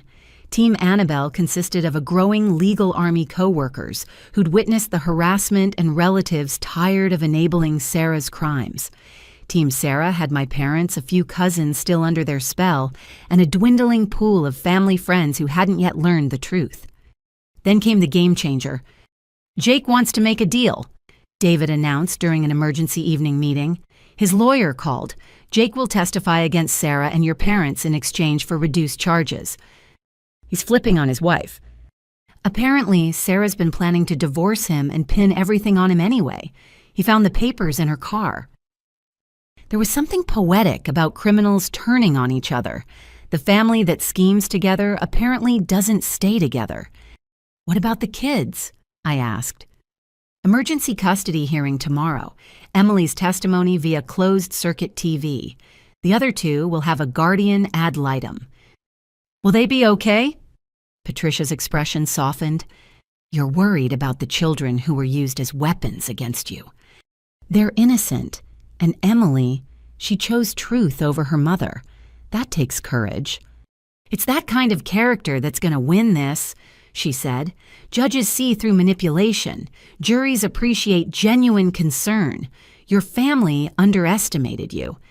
That night, I returned to my newly secured apartment. Triple lock security cameras, even a panic button connected directly to police dispatch. It felt like a fortress, but for the first time in weeks, I also felt safe. My phone rang. Emily calling from the foster home where she and her siblings were temporarily placed. "Aunt Annabel, I'm scared." About testifying. About Mom. She always said blood is thicker than water. That family protects family no matter what. I thought about that phrase, how my parents had weaponized it. You know what, Emily? The full quote is, "The blood of the covenant is thicker than the water of the womb." It means the family we choose can be stronger than the family we're born into. So it's okay that I'm telling the truth. It's brave and right, and I'm proud of you. After we hung up, I sat in my empty living room surrounded by legal documents and evidence of my family's crimes. Tomorrow would bring custody hearings, criminal proceedings, and more public revelations. But tonight, I had something I'd been missing: hope. The truth was finally louder than their lies, and sometimes that's all justice needs to find its voice. The courthouse steps were packed Tuesday morning. Word had spread through social media, local news, and the mysterious small-town network that ensures everyone knows everyone else's business. What had started as a family dispute had become the county's most watched drama. I arrived with David and Patricia flanking me like legal bodyguards. Camera crews jostled for position. Reporters shouted questions. Through the crowd, I spotted my family's contingent Gerald in his best suit, trying to look patriarchal. Martha clutching tissues she'd probably pre-dampened, and Sarah in a conservative dress that screamed, "Wrongly accused mother." "Don't engage," Patricia murmured. "Let them perform. We have facts." Inside, Judge Catherine Morrison, no relation to fake lawyer Carl, presided with the no-nonsense demeanor of someone who'd seen every family dysfunction imaginable. The courtroom was standing room, only neighbors, co-workers, church members, all here for the show. "This is a preliminary hearing regarding multiple interconnected cases," Judge Morrison began. "We have restraining order violations, custody matters, and criminal fraud charges. Let's start with the immediate safety concerns." Patricia stood. "Your Honor, we have video evidence of Sarah Hutchinson violating the restraining order within hours of its issuance. The courthouse's AV system displayed Sarah outside my warehouse performing for news cameras, then security footage from my apartment complex showing her trying to enter with her key after the locks were changed. Finally, a Ring doorbell video from my neighbor showing Sarah attempting to jimmy my window at 3 a.m. Sunday morning. "That's not me," Sarah blurted out. "Ms. Hutchinson." Judge Morrison's voice could freeze hell. "You'll have your chance to speak through counsel." Sarah's lawyer, a harried-looking public defender named Jeffrey Watts, looked like he'd rather be anywhere else. "Your Honor, my client maintains." "Is that or is that not your client in these videos?" Judge Morrison cut him off. "It appears to be, Your Honor." "Then she's violated the restraining order 3 times in 4 days. Bailiff, please take Ms. Hutchinson into custody." "What?" Sarah shrieked, jumping up. "This is ridiculous. She's my sister. I have rights." As the bailiff approached, Sarah's carefully constructed image shattered. "You vindictive bitch!" she screamed at me. "I'll destroy you. You think this is over. I know where you work, where you sleep. "That's enough," Judge Morrison said as Sarah was handcuffed. "You've just threatened the plaintiff in open court. Bail is revoked." Martha wailed. Gerald stood face purple. "Your Honor, this is a family matter being blown out of proportion." "Sit down, Mr. Hutchinson, or you'll join your daughter." He sat. Patricia continued presenting evidence. The forged documents, the credit fraud, the stalking photos, each piece meticulously documented and verified. The courtroom grew quieter with each revelation, the audience realizing this wasn't typical family drama. Then came Emily's testimony via closed-circuit TV, Sarah's own daughter, 12 years old, describing years of training in how to lie, steal, and manipulate. Mom said Aunt Annabel was selfish for not sharing her money. Emily's voice was small but clear. She made us practice crying about being homeless, but we weren't homeless. Grandma and Grandpa have a big house with a whole apartment downstairs. "Did your mother tell you to lie about other things?" the child advocate asked. all the time. She said family means doing whatever it takes to get what we deserve. She had notebooks full of plans about Aunt Annabel. Jeffrey Watts tried to object, but Judge Morrison overruled him. The damage was done. When Jake took the stand as a prosecution witness, the betrayal was complete. He detailed Sarah's schemes going back years, the elderly neighbor she'd befriended, and bilked the church fundraiser money that disappeared the co-worker whose identity she'd stolen. And the plan for Annabel at Patricia prompted. Jake glanced at Sarah, who was shooting daggers from the defendant's table. She called it the total life replacement. Take over the apartment, get Annabel declared incompetent, become her guardian, control her assets. Her assets, Annabel works 3 jobs to survive. Sarah was convinced Annabel had hidden money, maybe inheritance, maybe savings. She couldn't accept that someone working that hard was just surviving. Gerald couldn't contain himself anymore. Lies, all lies. This man is a gambling addict trying to save himself. Judge Morrison's gavel cracked. Mr. Hutchinson, one more outburst and you're in contempt. I don't care. This is my family. My daughter is being railroaded. Bailiff. Watching my father hauled out in handcuffs should have felt satisfying. Instead, I felt hollow. This was what we'd become, a family destroying itself in public. Martha took the stand next, but her testimony backfired spectacularly. In trying to defend Sarah, she admitted to knowing about the credit applications, just helping with paperwork, the apartment break-ins, checking on family property, and the psychiatric evaluation plot, concerned about Annabel's judgment. So you admit to participating in identity theft, breaking and entering, and fraud? Patricia clarified. That's not, we were helping. By lunch break, the prosecution had presented such overwhelming evidence that Jeffrey Watts approached Patricia for a plea deal. No deal for Sarah, Patricia said flatly. The parents, maybe, but your client is looking at 15 to 20 years. The afternoon brought character witnesses. My warehouse supervisor, Phil, testified about Gerald's attempts to get me fired. Brenda, from the boutique, described the stage scenes designed to destroy my reputation. Marcus, from the coffee shop, played security footage of Sarah photographing the employee schedule and cash register procedures. She was casing the joint, he said, like a professional thief, which I guess she is. The tide had turned so completely that cousins who'd supported my family that morning were approaching David during breaks, sharing their own stories of being scammed or manipulated. Then came the moment that broke everything open. Your Honor. Patricia announced, "We've just received word from the FBI. Martha Hutchinson was arrested 30 minutes ago on federal banking fraud charges. The investigation has uncovered over $200,000 in fraudulent transactions spanning 5 years." The courtroom erupted. Martha, in custody but visible on the courtroom video feed from the federal building, was sobbing hysterically. Not the practiced tears from before, real ugly crying of someone whose lifetime of crimes had finally caught up. Judge Morrison called for order. Based on the evidence presented, I'm issuing the following orders. The restraining order against Sarah Hutchinson is made permanent and extended to include all properties where the plaintiff works or resides. The minor children will remain in foster care pending a full custody evaluation. Sarah Hutchinson is remanded to custody pending trial on multiple felony charges. No, Sarah screamed. You can't take my babies. Annabel, please tell them you lied. Tell them it was a misunderstanding. I stood up, something I hadn't planned. The courtroom went silent. Sarah, I said quietly. I worked 3 jobs for 5 years.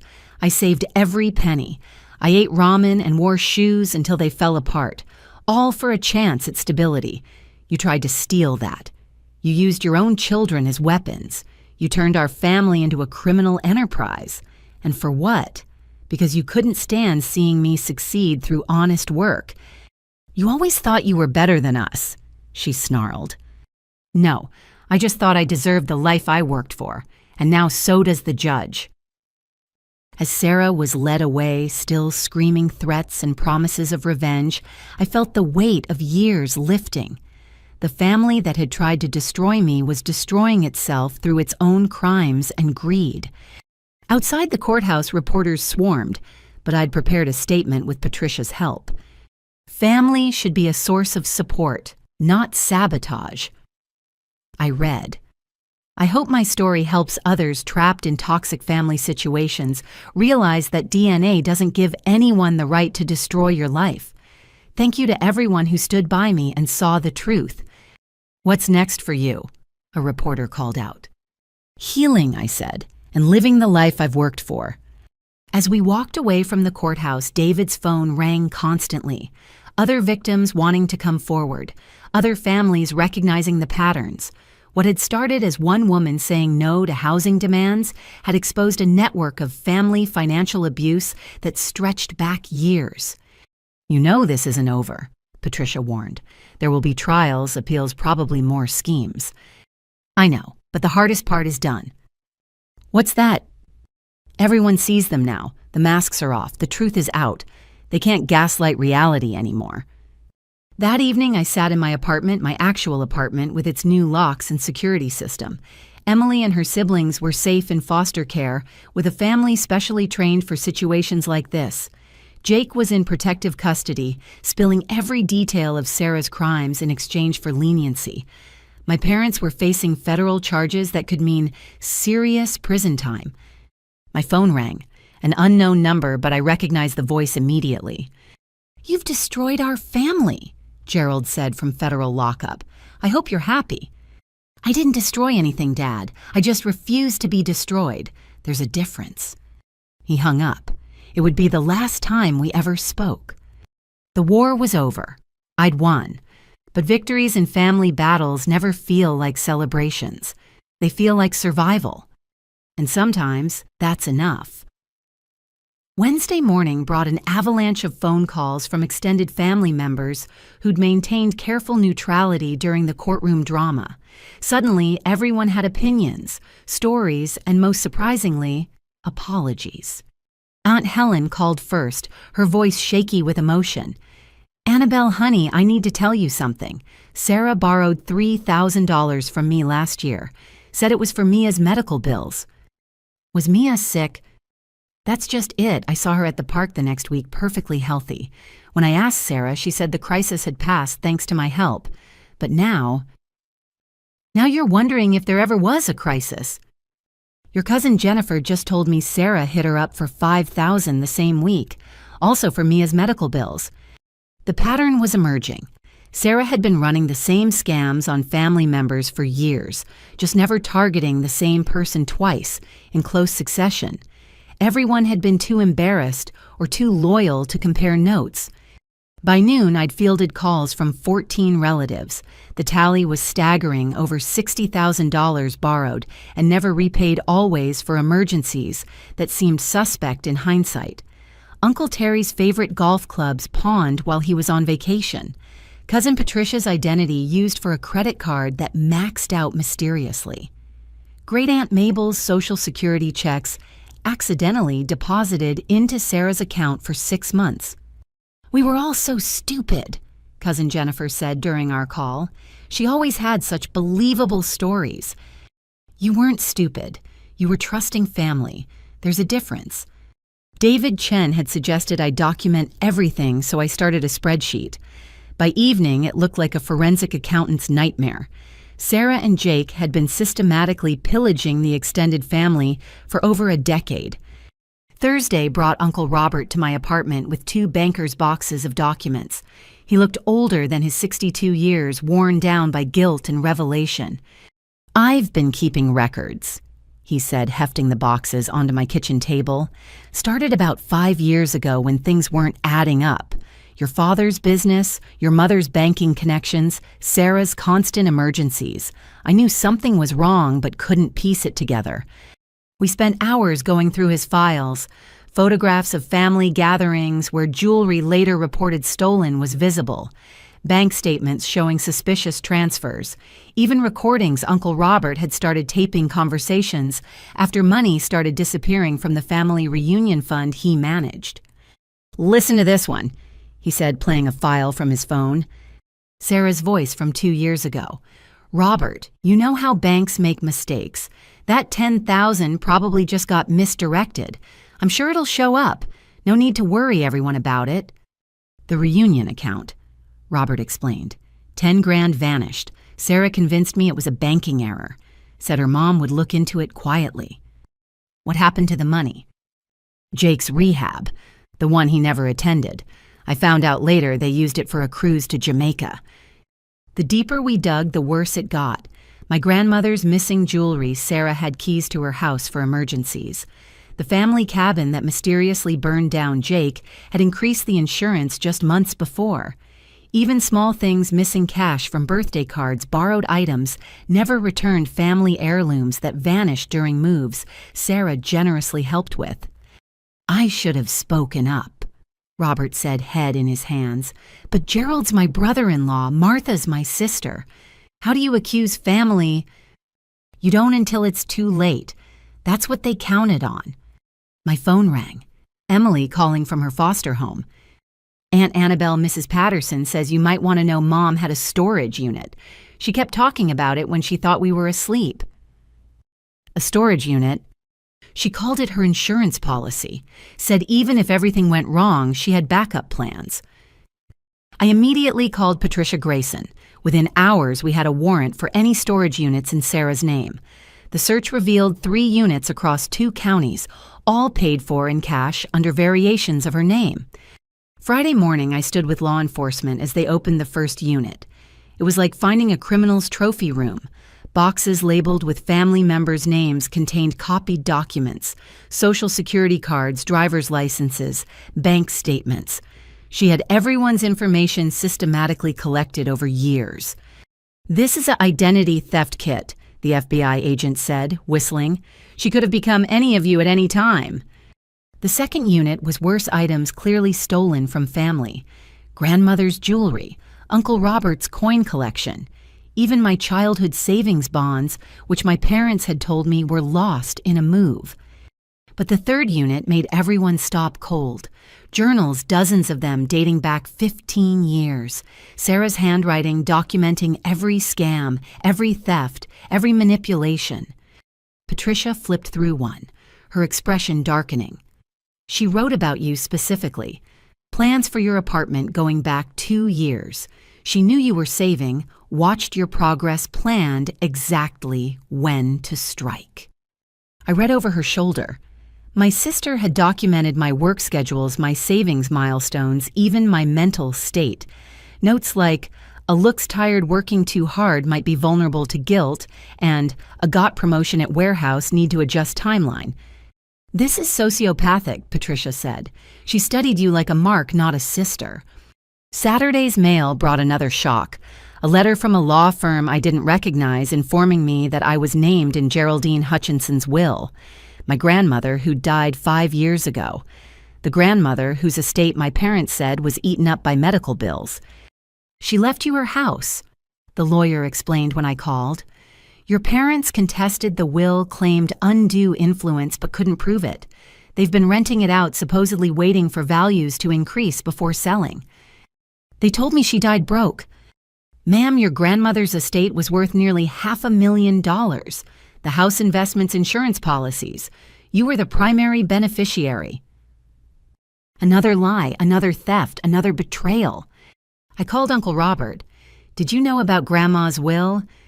His silence was answer enough. I suspected. "She told me once that she was leaving everything to you. Said you were the only one who never asked her for money. And you said nothing." "Would you have believed me? A 22-year-old working 3 jobs, would you have believed your parents were stealing your inheritance?" He was right. I wouldn't have. I'd have assumed there was a misunderstanding that family would never do such a thing. Sunday brought a family meeting I didn't organize but couldn't avoid. Cousins, aunts, uncles, everyone who'd been scammed gathered at Uncle Robert's house. The fury was palpable. "We're all filing police reports," Cousin Jennifer announced. "Every borrowed dollar, every stolen item." "And civil suits," Uncle Terry added. "I want my father's watch back, the one Sarah said was lost when she helped me move." The family that had once closed ranks around Sarah was now united in seeking justice. But Martha, out on federal bond, chose that moment to arrive. "How dare you all turn on us?" she said from the doorway, looking haggard in a way I'd never seen. "We're family." "You stole from family," Aunt Helen shot back, "for years. We borrowed during hard times. Everyone has hard times." "You stole my mother's wedding ring," Jennifer screamed. "Said it was lost at the dry cleaners." The room erupted. Years of suppressed suspicions and polite silence shattered as everyone shared their stories. Martha tried defending, deflecting, denying, but the evidence was overwhelming. "Annabel poisoned you all against us," she finally said, desperately seeking a scapegoat. "Annabel opened our eyes," Robert corrected. "She showed us it's possible to stand up to family bullies." Martha turned to me, tears streaming. "I'm your mother. Doesn't that mean anything?" "It meant everything," I said quietly. "That's why it took me so long to see the truth. You counted on that love to blind me. But love isn't supposed to be a weapon." She left without another word. It would be the last time I'd see her outside a courtroom. That evening, Emily called again. "Aunt Annabel, I've been thinking. When this is over, when Mom goes away, could we maybe still talk sometimes?" "Of course, sweetheart, always." "I don't want to be like her. I want to be like you, working hard for what I have, being honest." "You already are, Emily. You chose truth over comfortable lies. That's the hardest thing in the world." After we hung up, I sat in my apartment surrounded by evidence of my family's crimes. Bank statements, police reports, storage unit inventories, paper proof of years of deception. But also on my table messages of support from the family members who'd chosen justice over enablement. Job recommendations from employers who'd witnessed the harassment and stood by me. Cards from neighbors appalled by what they'd learned. The family I was born into had tried to destroy me. But from their ashes, a different kind of family was emerging. One built on truth, respect, and the radical idea that love shouldn't cost everything you have. Monday morning arrived with Martha standing outside my apartment building in the rain, no umbrella, looking like a ghost of the mother I once knew. She'd been there since dawn, according to my neighbor, just waiting. The federal ankle monitor bulged under her rain-soaked pants. I watched her from my window debating. David had advised no contact, Patricia had insisted on it. But something in her posture defeated, diminished, made me grab my keys. "You have 5 minutes," I said, not inviting her in. I need to tell you something." Her voice was hoarse, aged a decade in 2 weeks. "About Sarah." "I know all about Sarah's crimes, Mom. I have her journals." "No, not that." She pulled out an envelope, hands shaking. "Can we please go inside? I know I don't deserve it, but please." Against every instinct, I led her to my apartment. She stood just inside the door, dripping on my mat, taking in the space she'd tried to steal. "It's nice," she whispered. "You did good, Annabel. 4 minutes."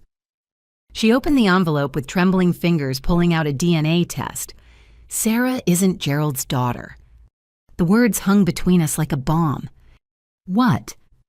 "I had an affair 29 years ago with Marcus Wellington from church." She laughed bitterly. "The church where we tried to shame you, he was there that night." I sank onto my couch, mind reeling. Does Sarah know? No. But Gerald found out when Sarah was 10.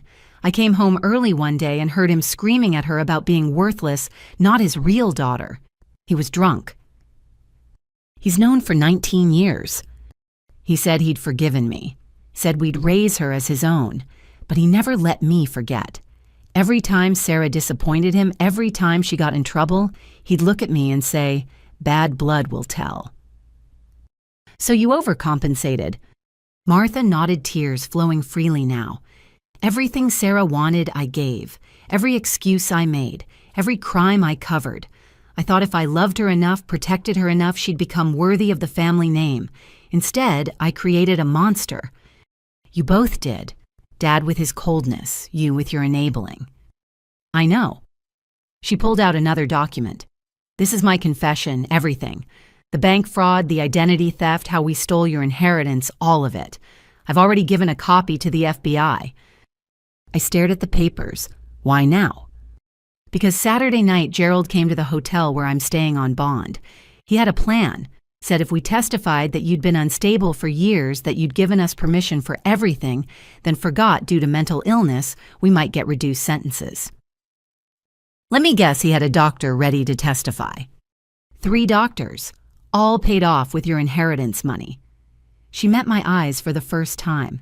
He showed me committal papers, Annabel. He was going to have you institutionalized. Said once you were declared incompetent, we'd control everything. Your inheritance, your earnings, your life. My blood ran cold.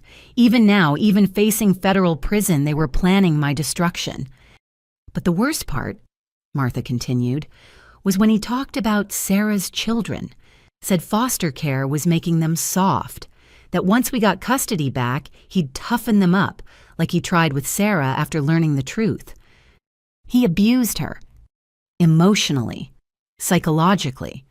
And I let him because I felt guilty. Every cruel word he said to her I tried to balance with gifts, excuses, cover-ups. I turned her into what she is to apologize for my sin.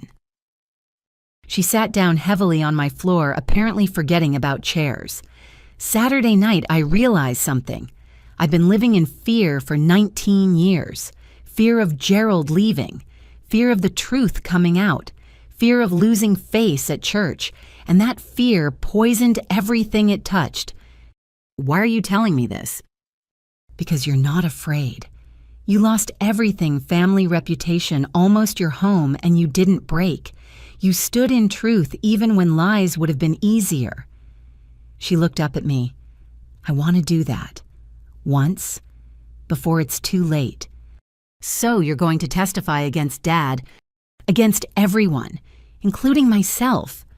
I've done terrible things, Annabel, unforgivable things, but I won't let Gerald destroy those children like he destroyed Sarah, and I won't let him destroy you.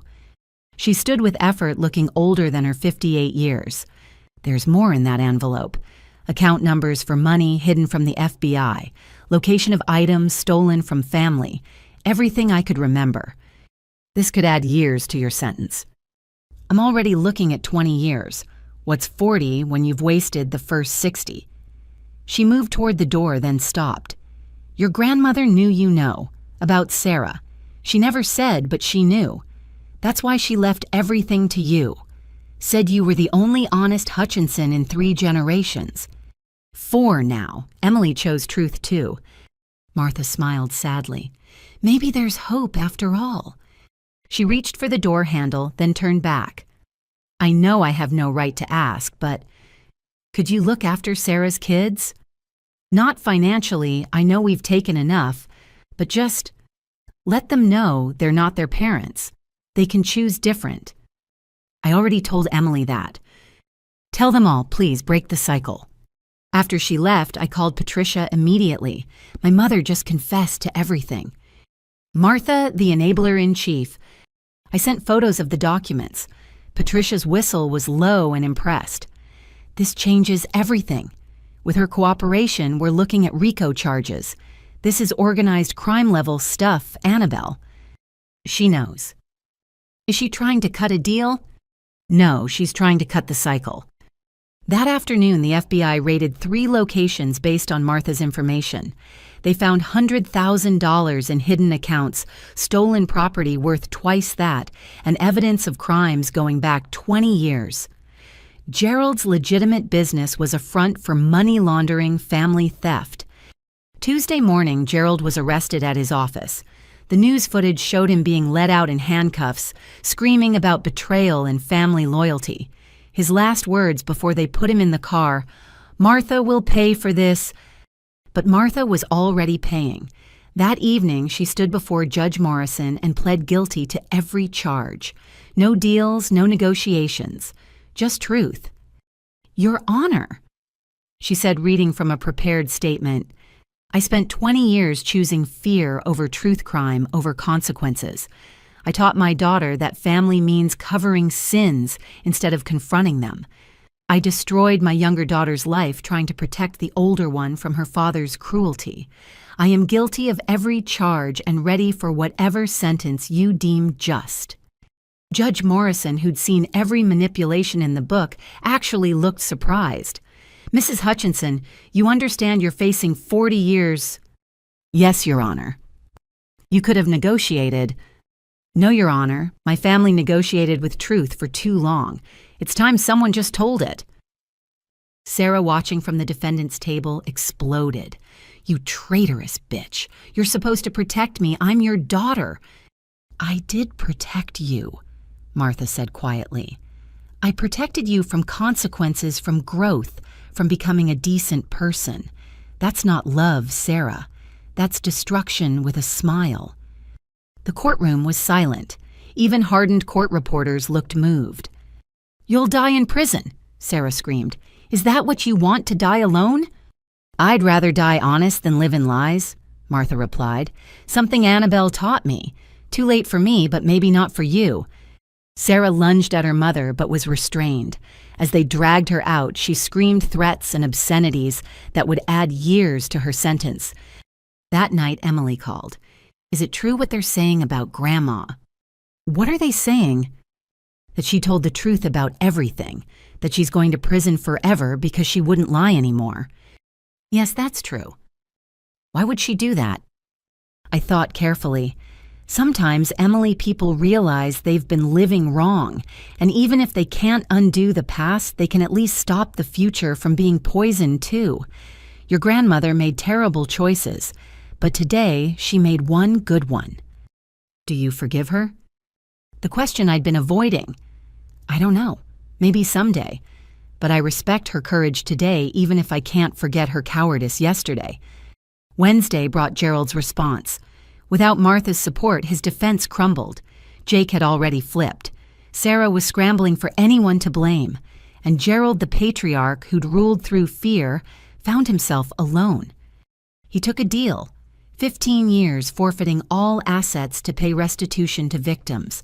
The family home would be sold, the business liquidated, everything built on lies would be dismantled. He could have gotten 5 if he'd shown remorse, Patricia told me. But he spent the entire negotiation insisting you all owed him obedience. The prosecutor actually added years because he wouldn't shut up about ungrateful family. That evening, I visited Martha one last time before her transfer to federal prison. She looked peaceful in a way I'd never seen. "I know you can't forgive me," she said through the glass.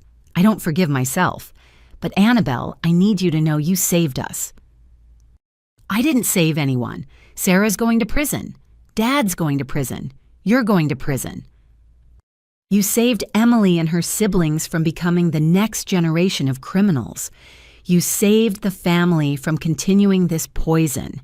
And you saved me from dying as the coward I've been living as." She pressed her hand against the glass. "You showed me it's never too late to choose truth, even if the truth costs everything." I didn't press my hand against hers. Couldn't, but I nodded. "Take care of yourself, Mom." "You too, sweetheart. Live the life you've earned. And when you think of me, if you ever do, remember this moment. Not the 20 years of lies, but the one day I finally told the truth." I left the detention center with mixed emotions, anger at what she'd done, grief for what we'd lost, but also, surprisingly, a tiny seed of pride. In her final act as my mother, she'd chosen honesty over easy lies. It was more than I'd ever expected, and somehow, almost enough. Thursday morning shattered Gerald Hutchinson's carefully constructed image with the efficiency of a sledgehammer. The morning news led with footage of federal agents raiding his business, carrying out boxes of financial records, while employees stood in shocked clusters. The man who'd built his reputation on being a pillar of the community was revealed as a cornerstone of criminality. "Hutchinson Construction Built on Lies" read the local paper's headline, accompanied by a photo of Gerald being led away in handcuffs, his face twisted in rage. Patricia called me early. "Your father's attorney wants to meet. Gerald has a proposition." "I don't want to hear it." "You should. It's remarkably stupid, and you'll want to know what he's planning." That afternoon, I sat across from Lawrence Blackwood Gerald's high-priced attorney, who looked like he'd rather be anywhere else.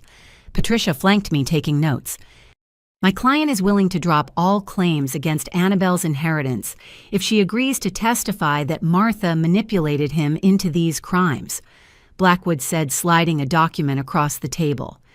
Patricia laughed. "Your client is facing RICO charges, and he wants his daughter to perjure herself. My client maintains his innocence.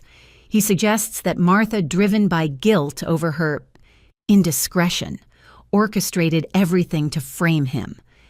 "The same Martha who confessed and implicated herself?" I asked. "The one taking 40 years rather than lie?" Blackwood shifted uncomfortably. "My client believes she's having a mental breakdown. He has doctors who will testify." "The same doctors he was going to use to have me committed," I interrupted. "The ones he paid with stolen money." "That's allegedly stolen money." Patricia pulled out a tablet. "Would you like to see the receipts? We have 20 years of financial records showing your client systematically embezzling from family members his own business and various elderly clients who trusted him with construction projects." She swiped through document after document: inflated invoices, double billing, projects paid for but never completed, materials purchased for one job and used on another. The theft wasn't just from family. Gerald had been defrauding customers for decades. "Furthermore," Patricia continued, "we have 17 former employees ready to testify about being forced to participate in fraud or face termination. Your client ran his business like a mob front." Blackwood's composure cracked. "What does your client want?" "Justice," I said simply, "and for him to stop trying to manipulate his way out of consequences." That evening, Gerald's world continued its collapse. The church board released a statement removing him from all positions, expressing shock at the revelations. The country club revoked his membership. The Chamber of Commerce scrubbed his name from their website so fast it probably left digital skid marks. But Friday brought the real devastation to Gerald's ego.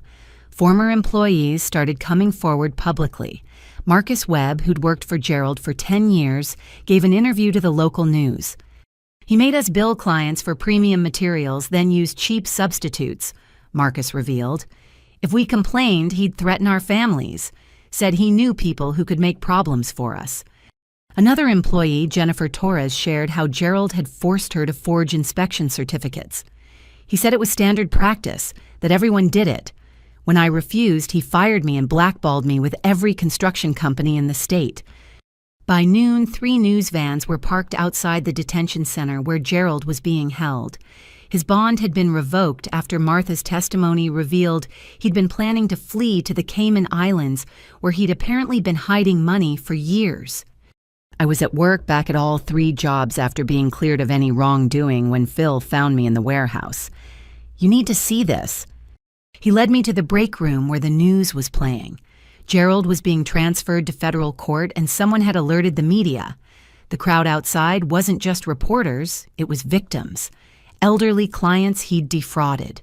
Former employees he'd threatened. Even Pastor Williams was there, looking shell-shocked as he learned the extent of his former board members' crimes. Gerald emerged from the transport van like he was still the respected businessman, head high, shoulders back. Then he saw the crowd. For the first time in my life, I watched my father look afraid. "Mr. Hutchinson, how do you respond to allegations you stole over $500,000 from family members?" a reporter shouted. "Do you admit to defrauding elderly clients?" another called. "How many construction projects did you never complete?" Gerald tried to maintain his composure, but his former clients started shouting specifics. "You stole my mother's retirement. My house still leaks from your shoddy work." His mask cracked. "Liars," he bellowed. "All of you jealous liars trying to destroy a successful man." That's when 83-year-old Mrs. Chen, whose bathroom renovation Gerald had botched, then overcharged for, hit him with her cane. Not hard enough to injure, just enough to make a point. The photo of that tiny woman confronting the man who'd stolen thousands from her went viral within hours. Saturday morning, Gerald's attorney called Patricia again. He wants to see Annabel in person. He says he has information about hidden assets. More manipulation, Patricia warned. But I was curious. What did a man who'd lost everything have left to say? The Federal Detention Center visiting room was sterile and cold. Gerald sat behind reinforced glass orange jumpsuit, replacing his expensive suits, but still trying to project authority. Annabel. He said my name like it tasted bitter. Gerald. Two could play that game. His jaw tightened. Even now, respect was beyond him. I suppose you're happy. Destroying your family. I didn't destroy anything. I just stopped letting you destroy me. Your mother betrayed me. 20 years of lying about Sarah, then she turns on me the moment things get difficult. Things got difficult because you committed crimes for decades. He leaned forward, eyes blazing with the old fury. Everything I did was for this family, to build something, to have a legacy. Built on theft and lies. Built on opportunity. That's how the world works, Annabel. The strong take from the weak. The smart outmaneuver the stupid. I tried to teach you that, but you were always too soft, like your grandmother. The grandmother whose money you stole, his smile was cruel. She was going to waste it on you. A girl who couldn't even appreciate what family means. I put that money to better use. Sarah's shopping sprees and Jake's gambling debts. Family investments. Is that what you're calling fraud now? His fist slammed the counter. The guard stepped forward, warning him. Gerald took a breath, visibly trying to regain control. I have $2 million hidden offshore, he said quietly. Switzerland Caymans, accounts your mother doesn't know about. I'll give you the information for one thing. Here it came, the last manipulation. You testify that I was a good father, that this was all Martha's influence, that I tried to hold the family together but was betrayed. I stared at him, this man who'd raised me, and felt nothing. No anger, no pity, just emptiness where love should have been. You want me to lie in court under oath. I want you to tell a different truth. Was I not a provider? Did I not keep a roof over your head? Food on the table? You did, with stolen money and fraudulent business practices. Details. He waved dismissively. Every successful man cuts corners. Every criminal justifies their crimes. His face purpled. I am your father. No, you're my biological parent. Fathers protect their children. You tried to have me institutionalized. For your own good, you were being selfish, refusing to help family. I was being independent, working honestly for what I had, and that threatened you so much you tried to destroy my life. I stood up. Keep your offshore millions. I'd rather earn minimum wage honestly than inherit a fortune built on lies. You'll regret this. When you're old and alone, you'll regret choosing strangers over blood. I'm choosing integrity over crime. If that leaves me alone, so be it. You're just like your grandmother, he spat, self-righteous, judgmental, thinking you're better than everyone. I'm not better than everyone. I'm just better than this. I gestured between us. Better than theft and fraud and manipulation disguised as love. Get out, he snarled. And know this, I'll die before I apologize for trying to keep this family strong. Then you'll die unrepentant. Your choice. I walked out as he raged behind the glass threats and curses following me down the corridor. The guard at the exit shook his head. Family visits are usually rough, but that was something else. That wasn't a family visit. That was saying goodbye to a stranger who happened to raise me. Sunday's news brought the final blow to Gerald's ego. The FBI had frozen the offshore accounts he'd bragged about. Turns out Martha had known about them all along and included them in her confession. Even his last bargaining chip was worthless. His business was formally dissolved. The family home listed for sale. Every asset liquidated to pay restitution. The empire Gerald had built through crime was being methodically dismantled. Church that morning was surreal. I'd started attending a different congregation, one where nobody knew my story. but Pastor Williams called asking me to come to Living Grace one last time.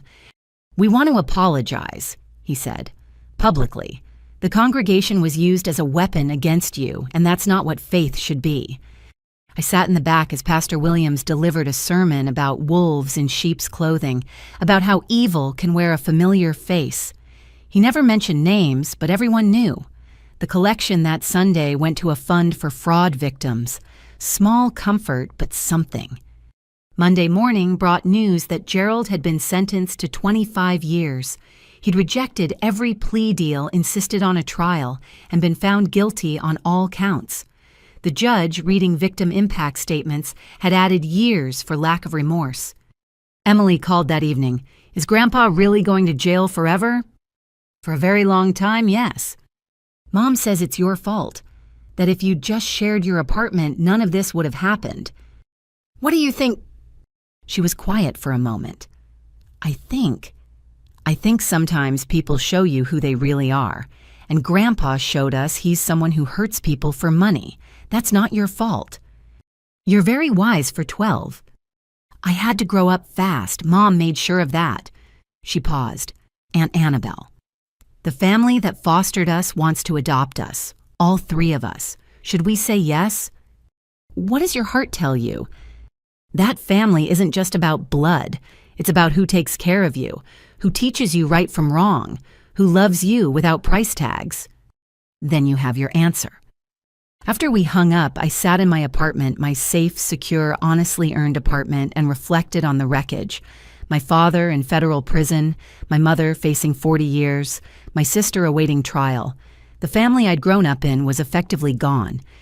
But in its place, Emily and her siblings finding real family. Cousins reconnecting over shared trauma and determination to do better. Co-workers who'd become friends. Neighbors who'd stood by me. Gerald was right about one thing: I would never have the family I was born into. But he was wrong about being alone. I was surrounded by chosen family, by people who loved without manipulation, supported without price tags, and valued truth over blood. As the sun set on another Monday, I realized something profound. Gerald's downfall wasn't just about justice for his crimes. It was about breaking the cycle he'd perpetuated, that might makes right, that family means compliance, that love is leverage. His empire of lies had fallen, and from its ashes something honest could finally grow. 6 months had passed since the trials ended. Summer was yielding to fall, and with it came a sense of renewal I hadn't expected. My apartment, once a symbol of independence fought for, had become something more a sanctuary where broken people learned to heal. Tuesday evenings had evolved into an informal support group. It started with just Jennifer from work, whose ex-husband had drained her savings through similar manipulations. Then Marcus from the warehouse joined, sharing his own story of a brother who'd stolen his identity. Word spread quietly, and now 12 of us gathered weekly in my living room, united by a common thread: family members who'd seen our love as weakness to exploit. "The thing is," Jennifer was saying, passing around her homemade cookies, "I kept thinking I was alone, that I was the only idiot who fell for family fraud." "Same," Marcus agreed. "The shame kept me silent for years. My brother bought 3 cars in my name. I'm still paying them off." "But shame is their weapon," I added, refilling coffee cups. "They count on us being too embarrassed to compare notes to press charges to say no." The doorbell interrupted our discussion. Emily stood there with her younger siblings, their foster mom, soon-to-be adoptive mom, Patricia, waiting in the car. It was our monthly dinner, something Emily had requested to maintain connection. "Aunt Annie." Tommy, now 5, barreled into my legs. The trauma counselor said he was making remarkable progress, no longer performing sadness on command. "Hey buddy, pizza's on the way." Mia, 9, and increasingly confident, held up a report card. "Look, all A's and B's, Mrs. Patterson says I'm not behind anymore." "That's amazing, sweetheart." Emily, now 13 and wise beyond her years, helped her siblings settle in before pulling me aside. "I testified in Mom's sentencing today." My heart clenched. "How did it go?" I told the truth. About the training, the lies, the stealing. Mom screamed that I was a traitor. Emily's eyes, so like Sarah's, but holding none of the coldness, stayed steady. But the prosecutor said my testimony helped the judge understand the full impact. 22 years. 22 years. Sarah wouldn't see freedom until her children were adults. Are you okay? I'm sad, Emily admitted, but also relieved. Is that wrong? No, honey, it's honest, and honesty is never wrong.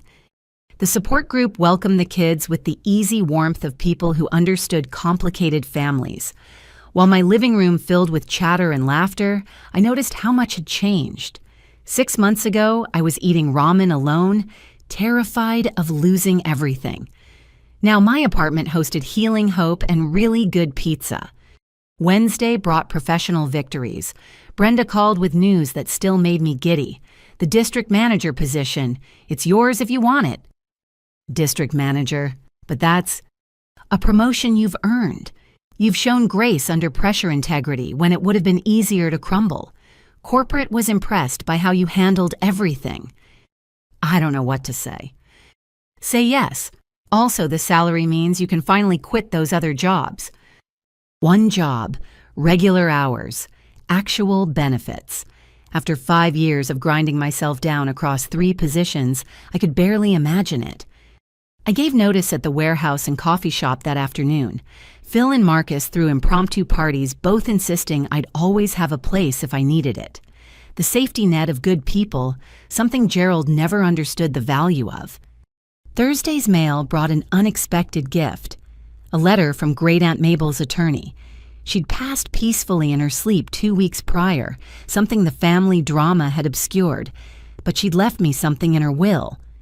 She changed it after the trials, the lawyer explained over the phone, said you were the only one with backbone enough to deserve it. It turned out to be her vintage jewelry collection, the pieces Sarah hadn't managed to steal, worth approximately $30,000. Not a fortune, but enough to establish real financial security for the first time in my life. She also left you this letter, the lawyer added, said to read it when you were ready.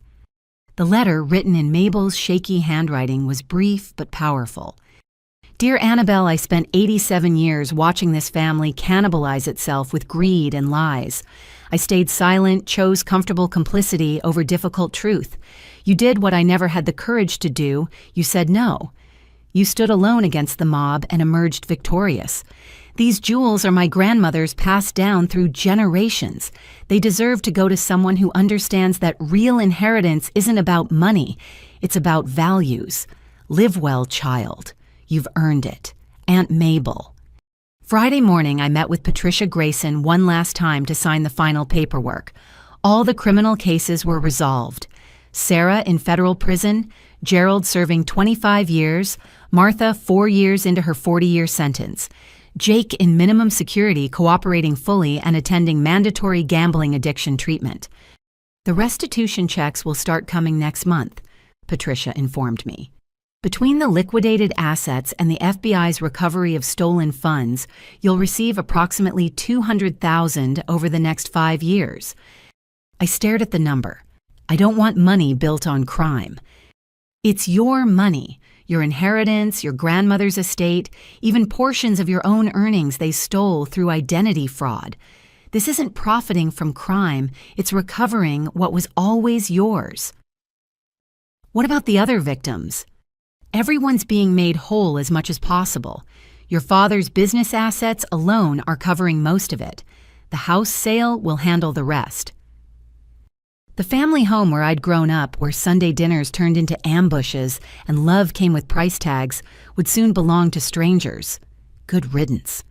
Saturday arrived with something I'd never experienced, a completely free weekend.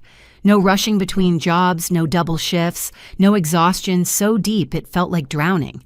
I did something radical. I slept until 8 a.m. My phone rang as I made breakfast. An unknown number, but I answered anyway. Annabel. The voice was familiar but softer. It's Robert, Uncle Robert. Hi, cautious but listening. I wanted to. I'm having a family dinner tomorrow. The good family cousins who've woken up aunts who've apologized. We'd like you to come. I don't know if I'm ready for family dinners again. I understand, but we're trying to build something new, something honest. Jennifer's bringing her kids. Terry's coming with his partner. He hid for years because Gerald was homophobic. We're done with secrets and manipulation. Just real family, the kind we should have always been. I thought about trust, how it grows back slowly after being clear-cut. Can I think about it? Of course. You've earned the right to be cautious with us. That evening, the support group met again. I shared Uncle Robert's invitation, the uncertainty it stirred. Trust but verify, Marcus suggested. Go but drive yourself. Leave if it feels wrong. Or don't go, Jennifer countered. You don't owe them anything just because they've finally seen the light. Both valid perspectives, but Emily, wise beyond her years, offered the clarity I needed. What do you want, Aunt Annie? Not what they want. Not what you think you should do. What do you want? What did I want? Connection, but on my terms. Family, but not at any cost. Love that didn't come with strings attached. I want to try, I admitted, but carefully. Sunday dinner at Uncle Robert's was awkward at first. People who'd stood by while I was attacked now offering apologies and explanations. But gradually, something shifted. Stories emerged, Patricia's husband leaving her because she wouldn't participate in Sarah's schemes. Jennifer's struggle to rebuild credit after trusting family with her information. Terry's years of hiding his true self to avoid Gerald's judgment. We weren't the Hutchinsons anymore, not really. We were survivors of the Hutchinsons, comparing scars and building something new. I propose a toast, Robert said, raising his glass of lemonade, to Annabel for showing us it's possible to choose truth over comfort, for breaking the cycle we all perpetuated. To second chances, Jennifer added. To honest families, Terry included. To boundaries. I finished and everyone laughed, but it was warm laughter, understanding laughter. As the evening wound down, I helped Robert clear dishes. Thank you for coming, he said quietly. I know we don't deserve forgiveness. This isn't about forgiveness. Not yet. Maybe not ever for some things. This is about moving forward. Fair enough. Can we do this again next month? We'll see. Driving home through streets painted gold by autumn sunset, I reflected on the journey. From that first no to housing demands, through criminal trials and family destruction, to this tentative rebuilding. My phone buzzed at a red light. A text from Emily. Today was good. Real family is better than fake family, even if it's smaller. She was right. The family I'd lost had been built on lies, manipulation, and conditional love. What remained, what was slowly growing, was smaller but genuine. A cousin who checked in weekly, an uncle learning to stand up after decades of enabling, nieces and nephews choosing truth over tribal loyalty. And beyond blood, Brenda mentoring me through the promotion, the support group that had become chosen family, neighbors who'd testified on my behalf, the network of people who'd seen me at my lowest and offered hands up, not hands out. Monday morning, I started my new position as district manager. The nameplate on my desk felt surreal. The salary meant I could start saving again, this time for a house, for travel, for a life beyond mere survival. But first, one more task.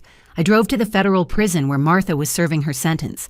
She'd added me to her visitor list months ago, but I hadn't been ready. Now maybe I was. She looked smaller in person, gray overtaking the carefully dyed hair she'd once maintained, but her eyes were clear in a way they'd never been when she was free. Annabel, you came. I'm not here to forgive you, I said, immediately needing boundaries even now. I know, I'm just grateful to see you. She studied my face. You look good, healthy, happy. Getting there. I heard about the promotion and the support group. Robert writes me, sometimes tells me how you're helping others. People need to know they're not alone. That family fraud isn't their fault. No, it's the fault of people like me, who chose crime over courage. She folded her hands carefully. I'm in therapy here. Real therapy, not the manipulation tactics I used to call help. Learning about why I made the choices I did. And fear mostly, and greed disguised as love. I told myself I was protecting Sarah, providing for family, but really I was feeding my own need for control. She met my eyes. I'm sorry, Annabel. Not the manipulative sorry that comes with expectations. Just sorry. For all of it. I nodded, not trusting my voice. How are Emily and the children? Thriving. Their new family is wonderful. They're in therapy too, learning to recognize manipulation tactics so they never fall victim again, or become perpetrators. Martha's voice was heavy. That's my biggest fear, that I poisoned them too. Emily's strong. She chose truth when lies would have been easier. That's not poison, that's courage. Like you. Like Grandma, she saw through it all, didn't she? Martha smiled sadly. Your grandmother was the only person I could never fool. She knew about Sarah, about the stealing, probably about the affair. But she loved us anyway, just from a distance. With boundaries. Smart woman.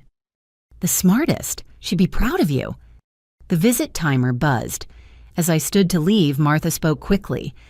I know I have no right to ask, but could you write sometimes, not about forgiveness or family, just life, normal things, what the world's like now.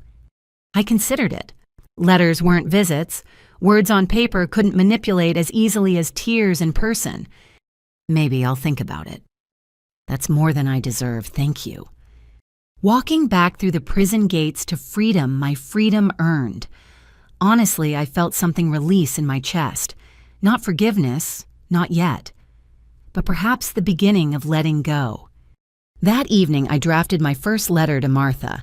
Nothing deep, just descriptions of the changing leaves, the new job, how Tommy had lost his first tooth.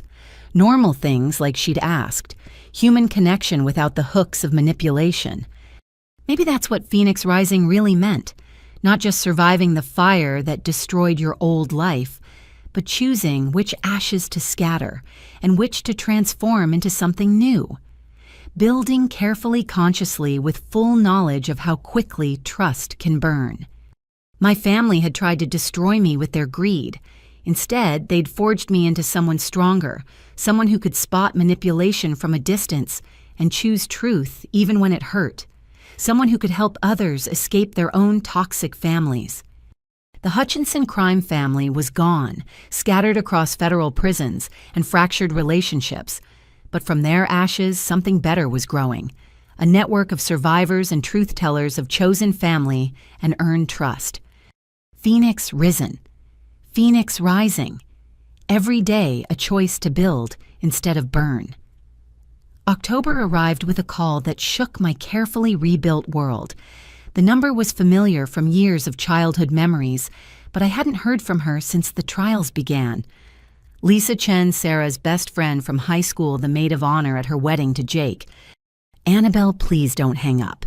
I have something you need to know. I almost ended the call immediately. Lisa had been Sarah's co-conspirator in countless teenage schemes, from cheating on tests to shoplifting lipstick they could afford. But something in her voice, fear mixed with determination, kept me listening. I'm listening, I said carefully. Can we meet in public? I have documents, evidence, about Sarah and Jake, things even you don't know. Against every instinct, I agreed to meet her at a coffee shop downtown, not the one where I used to work, but a neutral location with plenty of witnesses. Patricia Grayson insisted on accompanying me, her protective presence reassuring. Lisa looked different from the party girl who'd helped Sarah terrorize our high school. Gone were the designer clothes and perfect makeup, replaced by exhaustion and what looked like genuine remorse. A file box sat on the table between us. Before you say anything, she began, hands trembling slightly. I know I was horrible to you growing up. I enabled Sarah, participated in her schemes, laughed when she made your life hell. I'm not here for forgiveness. Then why are you here? She pushed the box toward me. Because Sarah and Jake destroyed my life too. and I have proof of crimes you don't even know about." Patricia opened the box, whistling low at the contents. Bank statements, photographs, emails, even recorded conversations. Lisa had been documenting Sarah's crimes for 3 years. It started when they borrowed $50,000 for Jake's sure thing investment, Lisa explained. "I refinanced my house to help them. They promised to pay it back in 6 months. Let me guess the investment was gambling. Worse, it was a scam they were running. They used my money to set up a fake charity for underprivileged kids, collected donations for 2 years, kept everything." Patricia's expression darkened. "That's federal wire fraud, and using children as bait. Judges hate that." Lisa pulled out photographs. Sarah at charity events surrounded by actors she'd hired to play grateful parents. Jake with a fake oversized check promising to build a playground that never materialized. Professional quality fraud that must have taken months to plan. "Why didn't you go to the police?" "Because they had leverage." Lisa's voice broke. "Videos from college, stupid drunk mistakes I made 20 years ago. They said they'd release them if I ever spoke up, ruin my career, my marriage. But you're here now." "My husband left anyway. Found out about the refinancing when we couldn't make mortgage payments. My kids ask why we had to move to a tiny apartment. I lost everything protecting secrets for people who saw me as just another mark." She pulled out a small recorder. "This is from last month. Sarah called me from prison." The recording was chilling. Sarah's voice cold and calculating even from behind bars. "Lisa, sweetie, you know those videos are safely stored, right? It would be such a shame if they accidentally got leaked while I'm locked up. Of course, if you could just send a little money to my commissary account." "She's blackmailing you from federal prison," Patricia said, already taking notes. "That's another 5 to 10 years on her sentence." But Lisa wasn't finished. "There's more. The foster kids. The ones everyone felt sorry for Sarah and Jake were collecting state checks for children who didn't exist." My blood ran cold. "What?" "Phantom foster kids. They had a contact in social services who would approve placements on paper.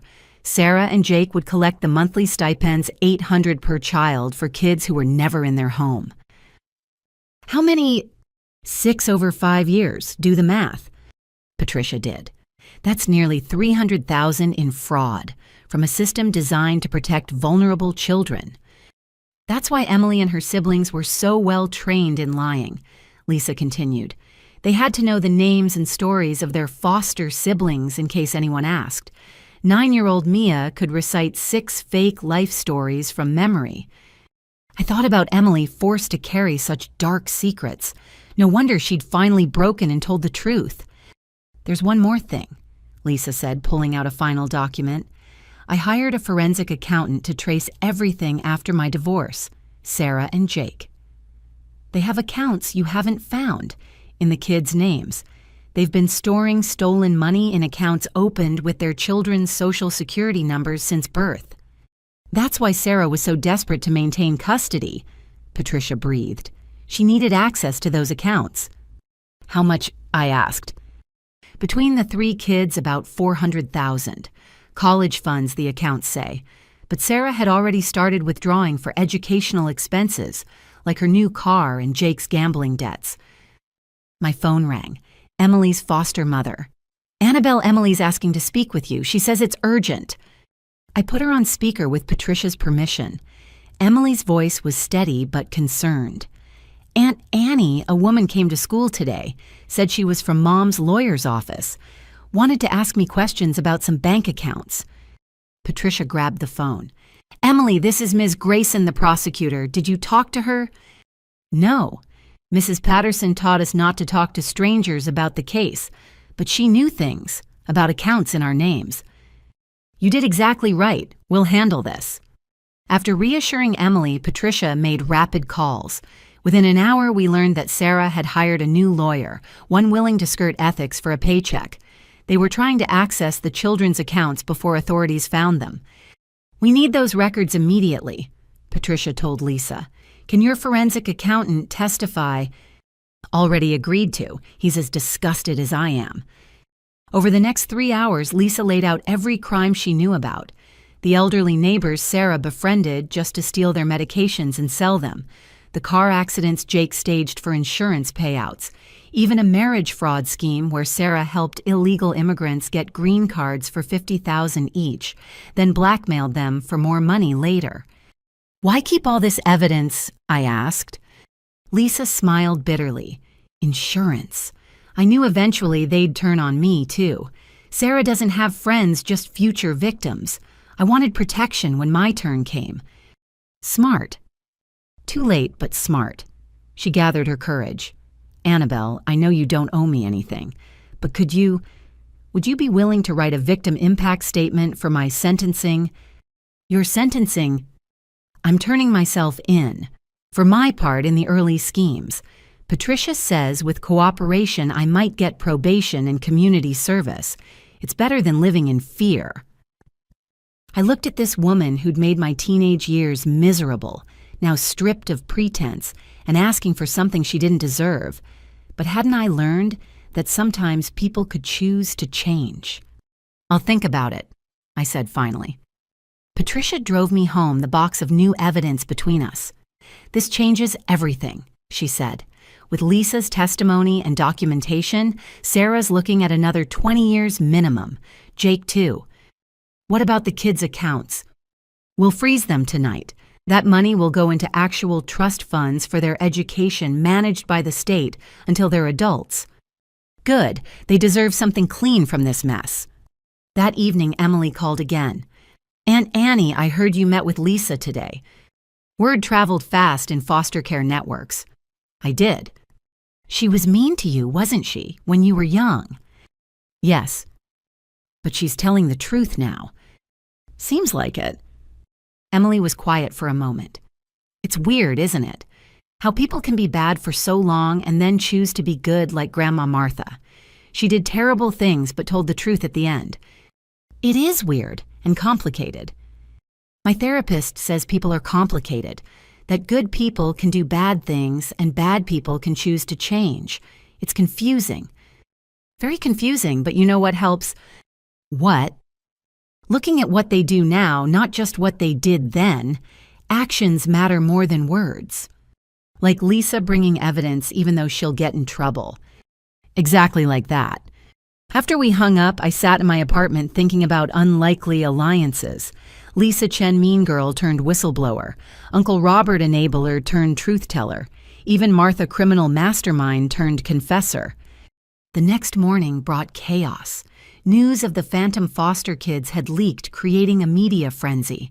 Foster fraud, how one couple stole from children who never existed, dominated headlines. Sarah's new lawyer withdrew from the case, suddenly discovering ethical boundaries when the spotlight turned his way. But the real bombshell came from the forensic accountant's investigation. Hidden in the complex web of accounts, he'd found connections to other families running similar scams. Sarah and Jake weren't just criminals, they were part of a network. "It's like a franchise," Patricia explained during an emergency meeting. They'd teach other couples the foster fraud scheme for a cut of the profits. We're looking at dozens of phantom children across 5 states. The FBI took over, RICO charges expanded, and Sarah's 22-year sentence suddenly looked optimistic. Jake, trying to save himself, gave up every contact, every scheme, every crime he could remember. Lisa testified before a grand jury for 6 hours. She submitted to interrogation polygraphs and background checks. In the end, Patricia was right probation and 500 hours of community service, specifically helping fraud victims rebuild their credit. "I want to do more," Lisa told me after her sentencing. "Start a nonprofit, maybe. Help people spot scammers before they strike." From mean girl to advocate, trying to be. I have kids, Annabel. What legacy do I want to leave them? The woman who helped steal from fake foster children, or the woman who helped stop it? I thought about Emily's words on redemption and change. The second one sounds better. Unexpectedly, we started working together. Lisa's insider knowledge of how scammers operated, combined with my experience as a victim, created a powerful educational tool. We spoke at community centers warning about family fraud, teaching people to recognize red flags. Never underestimate the power of shame, Lisa would tell audiences. I helped my best friend commit crimes because I was too ashamed to admit she was using me. Shame keeps victims silent and enables predators. One evening after a particularly well-attended seminar, Lisa approached me nervously. I need to tell you something else about high school. Lisa, we don't need to rehash. No, I need to say this. Senior year, when Sarah started that rumor about you and the chemistry teacher, I knew it was a lie. I had proof it was a lie. But I kept quiet because contradicting Sarah meant losing my place in the popular crowd. The memory stung even now, weeks of whispers, accusations of formal investigation that found nothing because there was nothing to find. But mud sticks, and I'd graduated under a cloud of suspicion. Why tell me now? Because I'm done keeping Sarah's secrets. All of them. She pulled out her phone showing me saved messages from 2006. I kept everything. Texts where she bragged about making it up planned, how to spread it, laughed about ruining your reputation. I've already given copies to Patricia in case they help with character evidence. 17 years later, vindication for something I'd thought would haunt me forever. Thank you. Don't thank me, I should have done it then. Been brave then. Maybe if one person had stood up to Sarah early, she wouldn't have become what she did. Or maybe she was always going to be a predator. We'll never know. The alliance with Lisa opened other doors. Former friends of Sarah's reached out sharing their own stories of manipulation and theft. A Facebook group formed, Survivors of Sarah and Jake, growing to 300 members within weeks.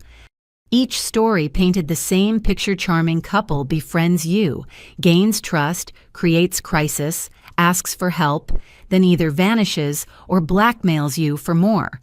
The foster fraud was just their most lucrative scheme among dozens. Emily watched all of this unfold with her characteristic wisdom. It's like Mom and Dad were viruses, she said during one of our dinners, spreading their sickness to everyone they touched. But now people are getting vaccinated by learning the truth. That's a pretty accurate metaphor. My therapist says I use metaphors to process trauma. Also, I'm writing about it for English class. My teacher says I have a gift for narrative. What are you writing about? How family isn't just blood, it's choice. Like how Lisa chose to tell the truth, even though Mom wasn't her blood family to protect. How you chose to protect us, even though we were weapons used against you. How lies are inherited, but truth is chosen. This 13-year-old had more wisdom than most adults. That sounds like a powerful essay. Mrs. Patterson is going to help me submit it to a youth writing contest. The prompt is about overcoming adversity. She grinned. I think I qualify. Watching Emily thrive despite everything gave me hope. If she could transform trauma into truth manipulation into wisdom, then maybe all of us touched by Sarah's poison could heal. The network of survivors became something beautiful. People who'd been isolated in their shame found community. Victims became advocates. Even Lisa, working off her community service hours, discovered a gift for teaching others to spot predators. You know what the ironic part is? Lisa said one evening as we prepared for another seminar. Sarah always said she was building a legacy. Well, she did, just not the one she intended. She was right. Sarah's legacy wasn't wealth or power. It was the network of survivors who'd learned to spot manipulation. The children who chose truth over lies, the family members who finally stood up to generational theft. My phone buzzed, a text from Emily with a photo of her holding a certificate. Won the writing contest. They want to publish my essay. Below that, a message from Lisa. 3 more people came forward today. Foster parents who ran the same scam. FBI says our work is helping build cases nationwide. And finally, an email from Patricia. Sarah's sentence enhanced to 40 years based on new evidence. Jake pleading to 30. The network is unraveling. I thought about that first no to housing demands, how it had seemed like such a small stand at the time. Now that refusal had exposed crimes across states, saved phantom foster children from continued exploitation, and created a community of survivors helping others. Sometimes the most unexpected alliances between former enemies united by truth created the strongest foundations for change. Lisa and I would never be friends in the traditional sense. Too much history, too much pain. But we were something else, now allies in the fight against predators who wore familiar faces. The phoenix wasn't rising alone. It was bringing an entire flock with it, all of us singed by the same fires, but choosing to soar rather than burn. 2 years, 730 days since I'd stood in my empty apartment, clutching keys my father demanded I return. Now November sunlight streamed through windows decorated with plants, gifted by support group members illuminating a space transformed from battlefield to sanctuary. "Aunt Annie, where do you want the desserts?" Emily asked, directing traffic as people arrived for our second annual Truthsgiving, our reimagined holiday for chosen family. At 15, Emily had grown into her wisdom. Her essay about family and choice had not only won contests, but sparked a youth-speaking career. She traveled to schools sharing her story, teaching other kids to recognize manipulation. The broken child who'd once performed fake tears now helped others find their authentic voices. Kitchen Island. I directed watching her confidently orchestrate the gathering. Mia's putting drinks on the side table. 11-year-old Mia had discovered a love of cooking in her adoptive home, arriving early to help prepare the feast. 7-year-old Tommy raced around with other kids, the sound of genuine laughter replacing the rehearsed emotions of his early years. Patricia and James Patterson, the children's adoptive parents, had become close friends. They'd taken 3 traumatized kids and given them stability therapy and unconditional love. Watching them thrive proved that blood didn't determine destiny. "Need help?" Lisa appeared at my elbow carrying her signature sweet potato casserole. Our alliance had evolved into something resembling friendship. Not the kind built on shared jokes and easy comfort, but something deeper mutual respect forged through choosing truth over comfortable lies. "Just enjoying the chaos," I admitted. "Good chaos," she corrected, watching her own teenagers help with setup. "The kind families are supposed to have." The apartment filled quickly. Uncle Robert arrived with his partner David, finally free to bring the man he'd hidden for 20 years. Cousin Jennifer brought her kids, and new boyfriend met through the fraud survivor support network. Marcus from the warehouse, now my regional manager, came with his wife.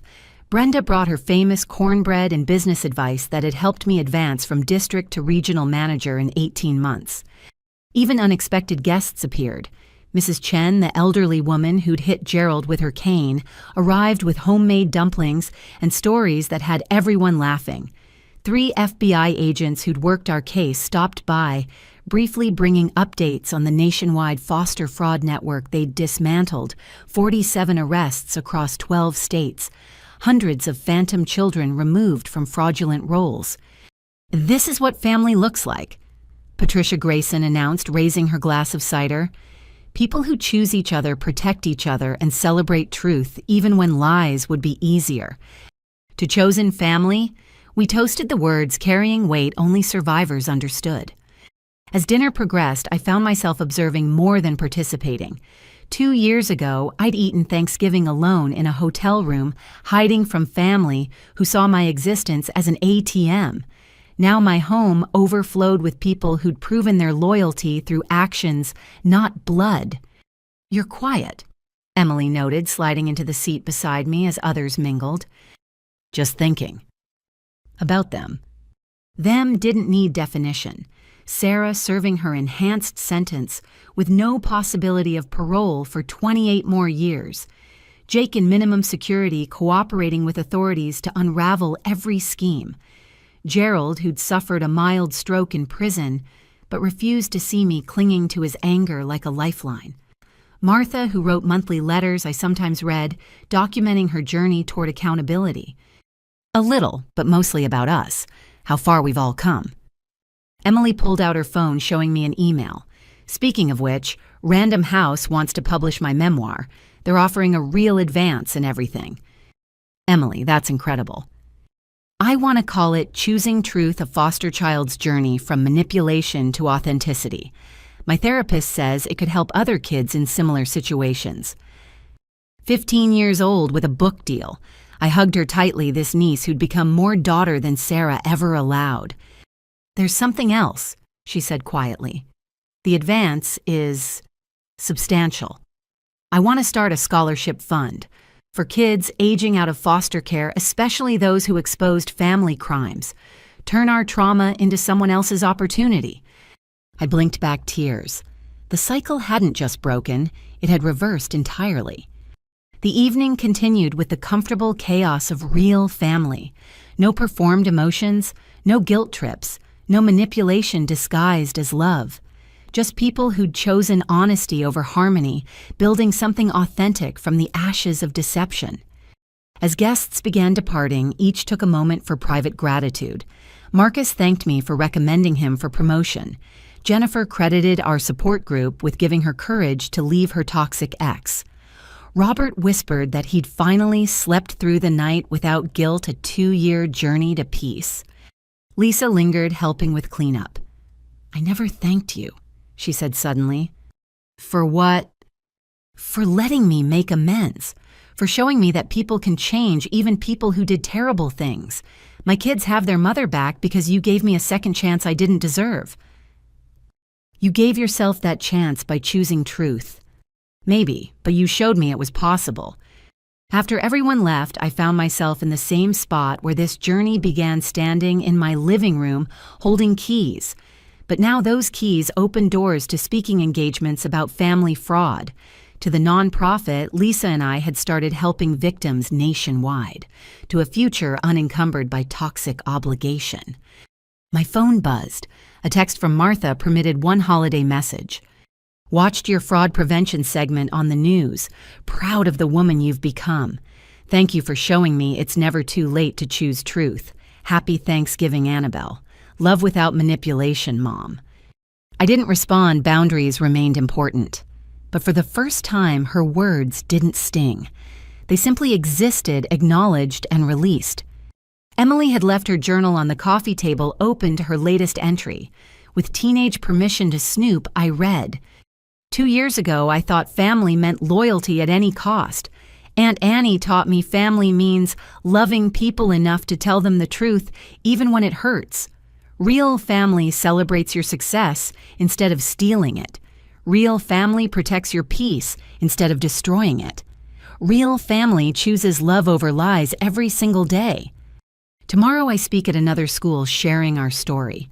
Kids always ask if I miss my birth parents. I tell them yes, I miss who they could have been, but I don't miss who they chose to be. And that's the difference between grieving loss and accepting reality. And Annie says the phoenix rises alone but builds its nest with others who've survived their own fires. I think that's beautiful. We're all phoenixes here, turning ashes into art, trauma into triumph. Next week marks 2 years since the trials. 2 years since everything fell apart and came together simultaneously. I'm grateful it happened, not for the pain, but for the truth. Because lies might be inherited, but truth is chosen, and we choose it every day. I closed the journal, wiping away tears. This teenager understood what had taken me 30 years to learn.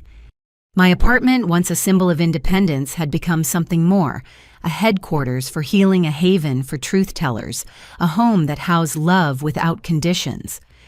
The family that had tried to steal this space now resided in federal prisons, their legacy reduced to cautionary tales and case law. But the family that grew from their ashes, we thrived in ways they'd never comprehend, rich in everything they'd tried to steal: trust, authenticity, unconditional love. Outside, November, snow began falling, blanketing the world in fresh white.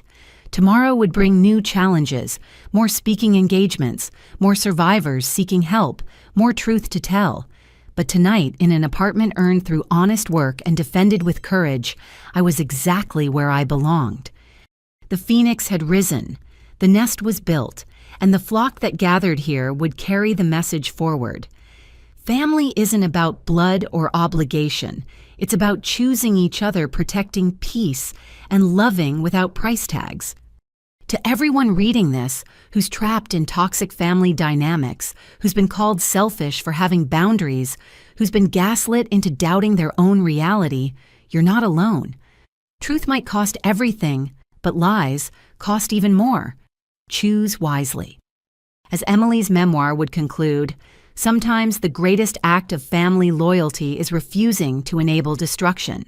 Sometimes love means saying no. And sometimes the family you choose is worth more than the family you're given. The apartment lights dimmed on another successful gathering, but the light we'd kindled of truth, over deception, choice over obligation, would burn bright for generations. The Hutchinson crime family was finished, but the Hutchinson truth-tellers, we were just getting started. If this story resonated with you, if you've faced family manipulation or financial abuse, know that you're not alone. Have you ever had to choose between family loyalty and personal truth? What gave you the strength to stand firm? Please share your thoughts in the comments below. Your story might be the encouragement someone else needs to hear today. And if you found value in this narrative, please subscribe, and share it with others who might be struggling with toxic family dynamics. Together we can break cycles of manipulation and build communities of support. Thank you for joining me on this journey from deception to truth, from isolation to community, from surviving to thriving. Remember, boundaries aren't selfish, truth isn't cruel, and choosing yourself isn't wrong, it's necessary.